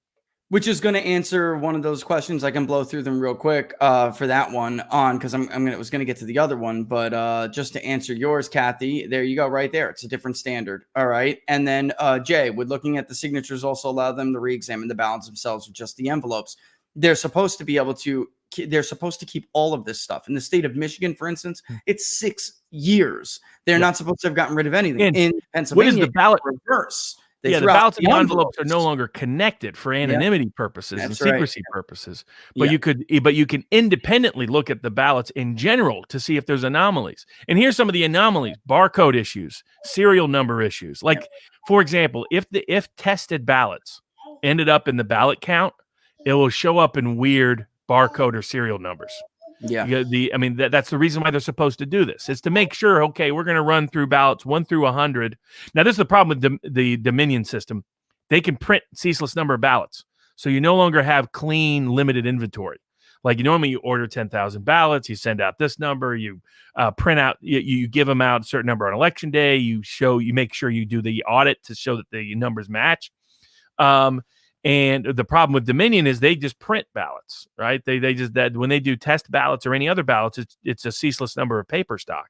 That's why they have to carefully make sure they don't get rid of spoiled ballots. People in Fulton County witnessed them printing those ballots and putting them into suitcases, just like the suitcases that showed up later on being counted in Fulton County and not being spoiled. But that would show up if they would publish the ballots, because we'll see something unusual with those ballots, which may be why they're scared to do so. And that would, by the way, that again, they just want you to give people the benefit of the doubt, and that's ridiculous. It just is too much of a coincidence. Well, and it's like being Madoff, and you're caught with some questionable numbers, and you're like, "Don't worry, I got some bogus numbers here I can give you." And you're like, "No, we really need an audit." You're like, "No, can't do an audit." Yep. And then when you actually dig into the records, places like parts of Georgia, parts of Pennsylvania, suddenly they're deleted and destroyed and shredded. I mean, come on. I mean, at what point is this a joke? And Mo, can Trump tell Sidney Powell and Lynn Wood to stop filing lawsuits? I mean, but the answer to that is no, because they don't really work for him. So they're doing what they're doing. I mean, folks, as soon as he kind of figured out what was going, well, let's look at the timing. Sidney Powell does her press conference. Next day, Trump cans her. Day after, like a few days later, Trump pardons Flynn. So what does that tell you? That Trump was like, man, the reasonable inference is, holy cow, she's gone nuts. I better make sure Flynn is out of there before anything else could go wrong. So, I mean, it wasn't a sign of confidence in Powell that he suddenly moved to pardon Flynn. And again, I'm someone who's been very complimentary of Sidney Powell over her career, very complimentary of most of her work, almost all of her work in the Flynn case. Great book. Where she took the bait on QAnon, and this is where it leads. Great book on the Justice Department corruption, as she Absolutely. is a whistleblower on that for many, many years. She was way ahead of everybody else with Arthur. And I recommended her to the Flynn team. So it's not like it's just, as soon as I've been trying to tell people around them, stay away from the QAnon nonsense. It's going to lead you down a bad path. They didn't want to listen, and they didn't listen. And now we see the outcome of it, unfortunately. And folks, there's a reason why people do disinformation campaigns. Right, they work. Yeah. And I'm at the point now, Robert, where I'm just like, so-and-so from this call, so-and-so from that. Look, oh, well, you don't understand. You haven't been read in. We got all this. Well, then read me in or leave me alone. I'm at that point now. Like, I got the military tribunal is forming, and then they're all getting together. And it reminds me, I represent a lot of people that, were labeled tax protesters who had very legitimate questions about how tax laws work. Right. And were treated very badly by the system. But one way that the system was able to really succeed was disinformation campaigns like this. And so several years ago, I had a guy who was facing criminal prosecution. And then he told me, and I built a very good trial defense for him. And then he told me he didn't need our defense anymore because he was going to get a pardon because he was now a senator from Alaska. And I was like, when did this happen? And he was like, oh, no, there was a coup. It was a military coup. They overthrew Obama, and here's the new president, and he made me a senator. And I was like, was there a donation as part of this process? And he's like, oh, yeah, $25,000 donation. Help make me a U.S. senator. And so now I'm pardoned. I'm immune. And I'm like, I'm not sure about this. And they showed me the guy, and he had like 8 followers on YouTube. And I was like, he's the president from Alabama? I'm thinking maybe not. Unfortunately, I couldn't convince him. He ended up in prison for 4 years. So I've seen these QAnon scripts work before. They do them because they work. I mean, look at how many people were convinced they didn't need to come to Assange's defense because he was secretly safe. People who thought that Trump was completely safe in this election. Yeah. People who've been trying to say that this is all a big fraud trap. No, it's not, folks. Yeah. Losing was not secretly part of the plan. Yeah. So the being labeled as having lost was not part of the plan. Trump tried to do everything he could to prevent it, and he just didn't have enough institutional supporters to do it. There were no Durham indictments. There were no Huber indictments. No. I mean, at what point do you realize that, no, the military is not secretly forming? There's not a secret Kraken cyber warfare. All of it was hogwash. The Justice Department wasn't under wasn't on some undercover op in Philadelphia and Wayne County and Milwaukee. I mean, Bill Barr's rushing out to tell people there was no fraud in an election he hasn't even investigated. Huh? Okay. Yeah, it's crazy. It's nuts. But all right. So it's 12 actually, 12. But all right, Robert, you want to pitch what you got to pitch? What do you want to throw the Viva Fry? Anything you want to let people know about? Oh, no. People keep their heads up and their hopes up, regardless of what happens in this election outcome, because this is the beginning of Act 3. It's not the end of Act 3. It's in every war you lose battles, and often the battles you lose are what helps you win the war ultimately. So that people should stay positive, stay affirmative, stay strong, stay supportive, stay engaged, stay involved.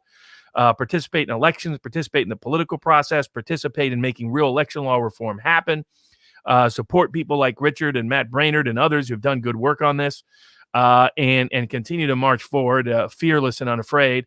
Read books like Liberty and Power or Ratification about the Constitution, or Unruly Americans about how the Bill of Rights came about when a lot of people were trying to stop it and were trying to do a coup against the American Revolution. History tells us that we're in the beginning of Act 3, where the hero rises. We're not at the end where the villain wins. It's great advice. Follow them on Twitter, folks, at Barnes_law. We'll be back next week with more. We'll have some more poll results. We'll have some weighted poll results. We'll have some preliminary in Michigan. More beyond that, actually. Be done with Michigan. We'll have a lot to talk about. And, of course, it'll be, I'm sure, a crazy week. So it'll add a lot to the plate. But we're going to thank Robert for joining us. Don't miss Inside the Numbers tomorrow at 10 a.m. We'll go over more about Georgia in depth. It should be done by tonight, I think. But to tell you what, Robert, overwhelming way to kick off election integrity, because it's overwhelming. It's overwhelming. So really nice, strong argument to make to these hacks. You either support this or we will defeat you and you will be done. So make your choice. And that's it. Mic drop. Right. All right, folks, we're going to take it out here with the Bowen Band. We'll see you tomorrow if you're watching Inside the Numbers, and next week on What Are the Odds Monday. Thanks, Robert. Talk soon. Bye, see you.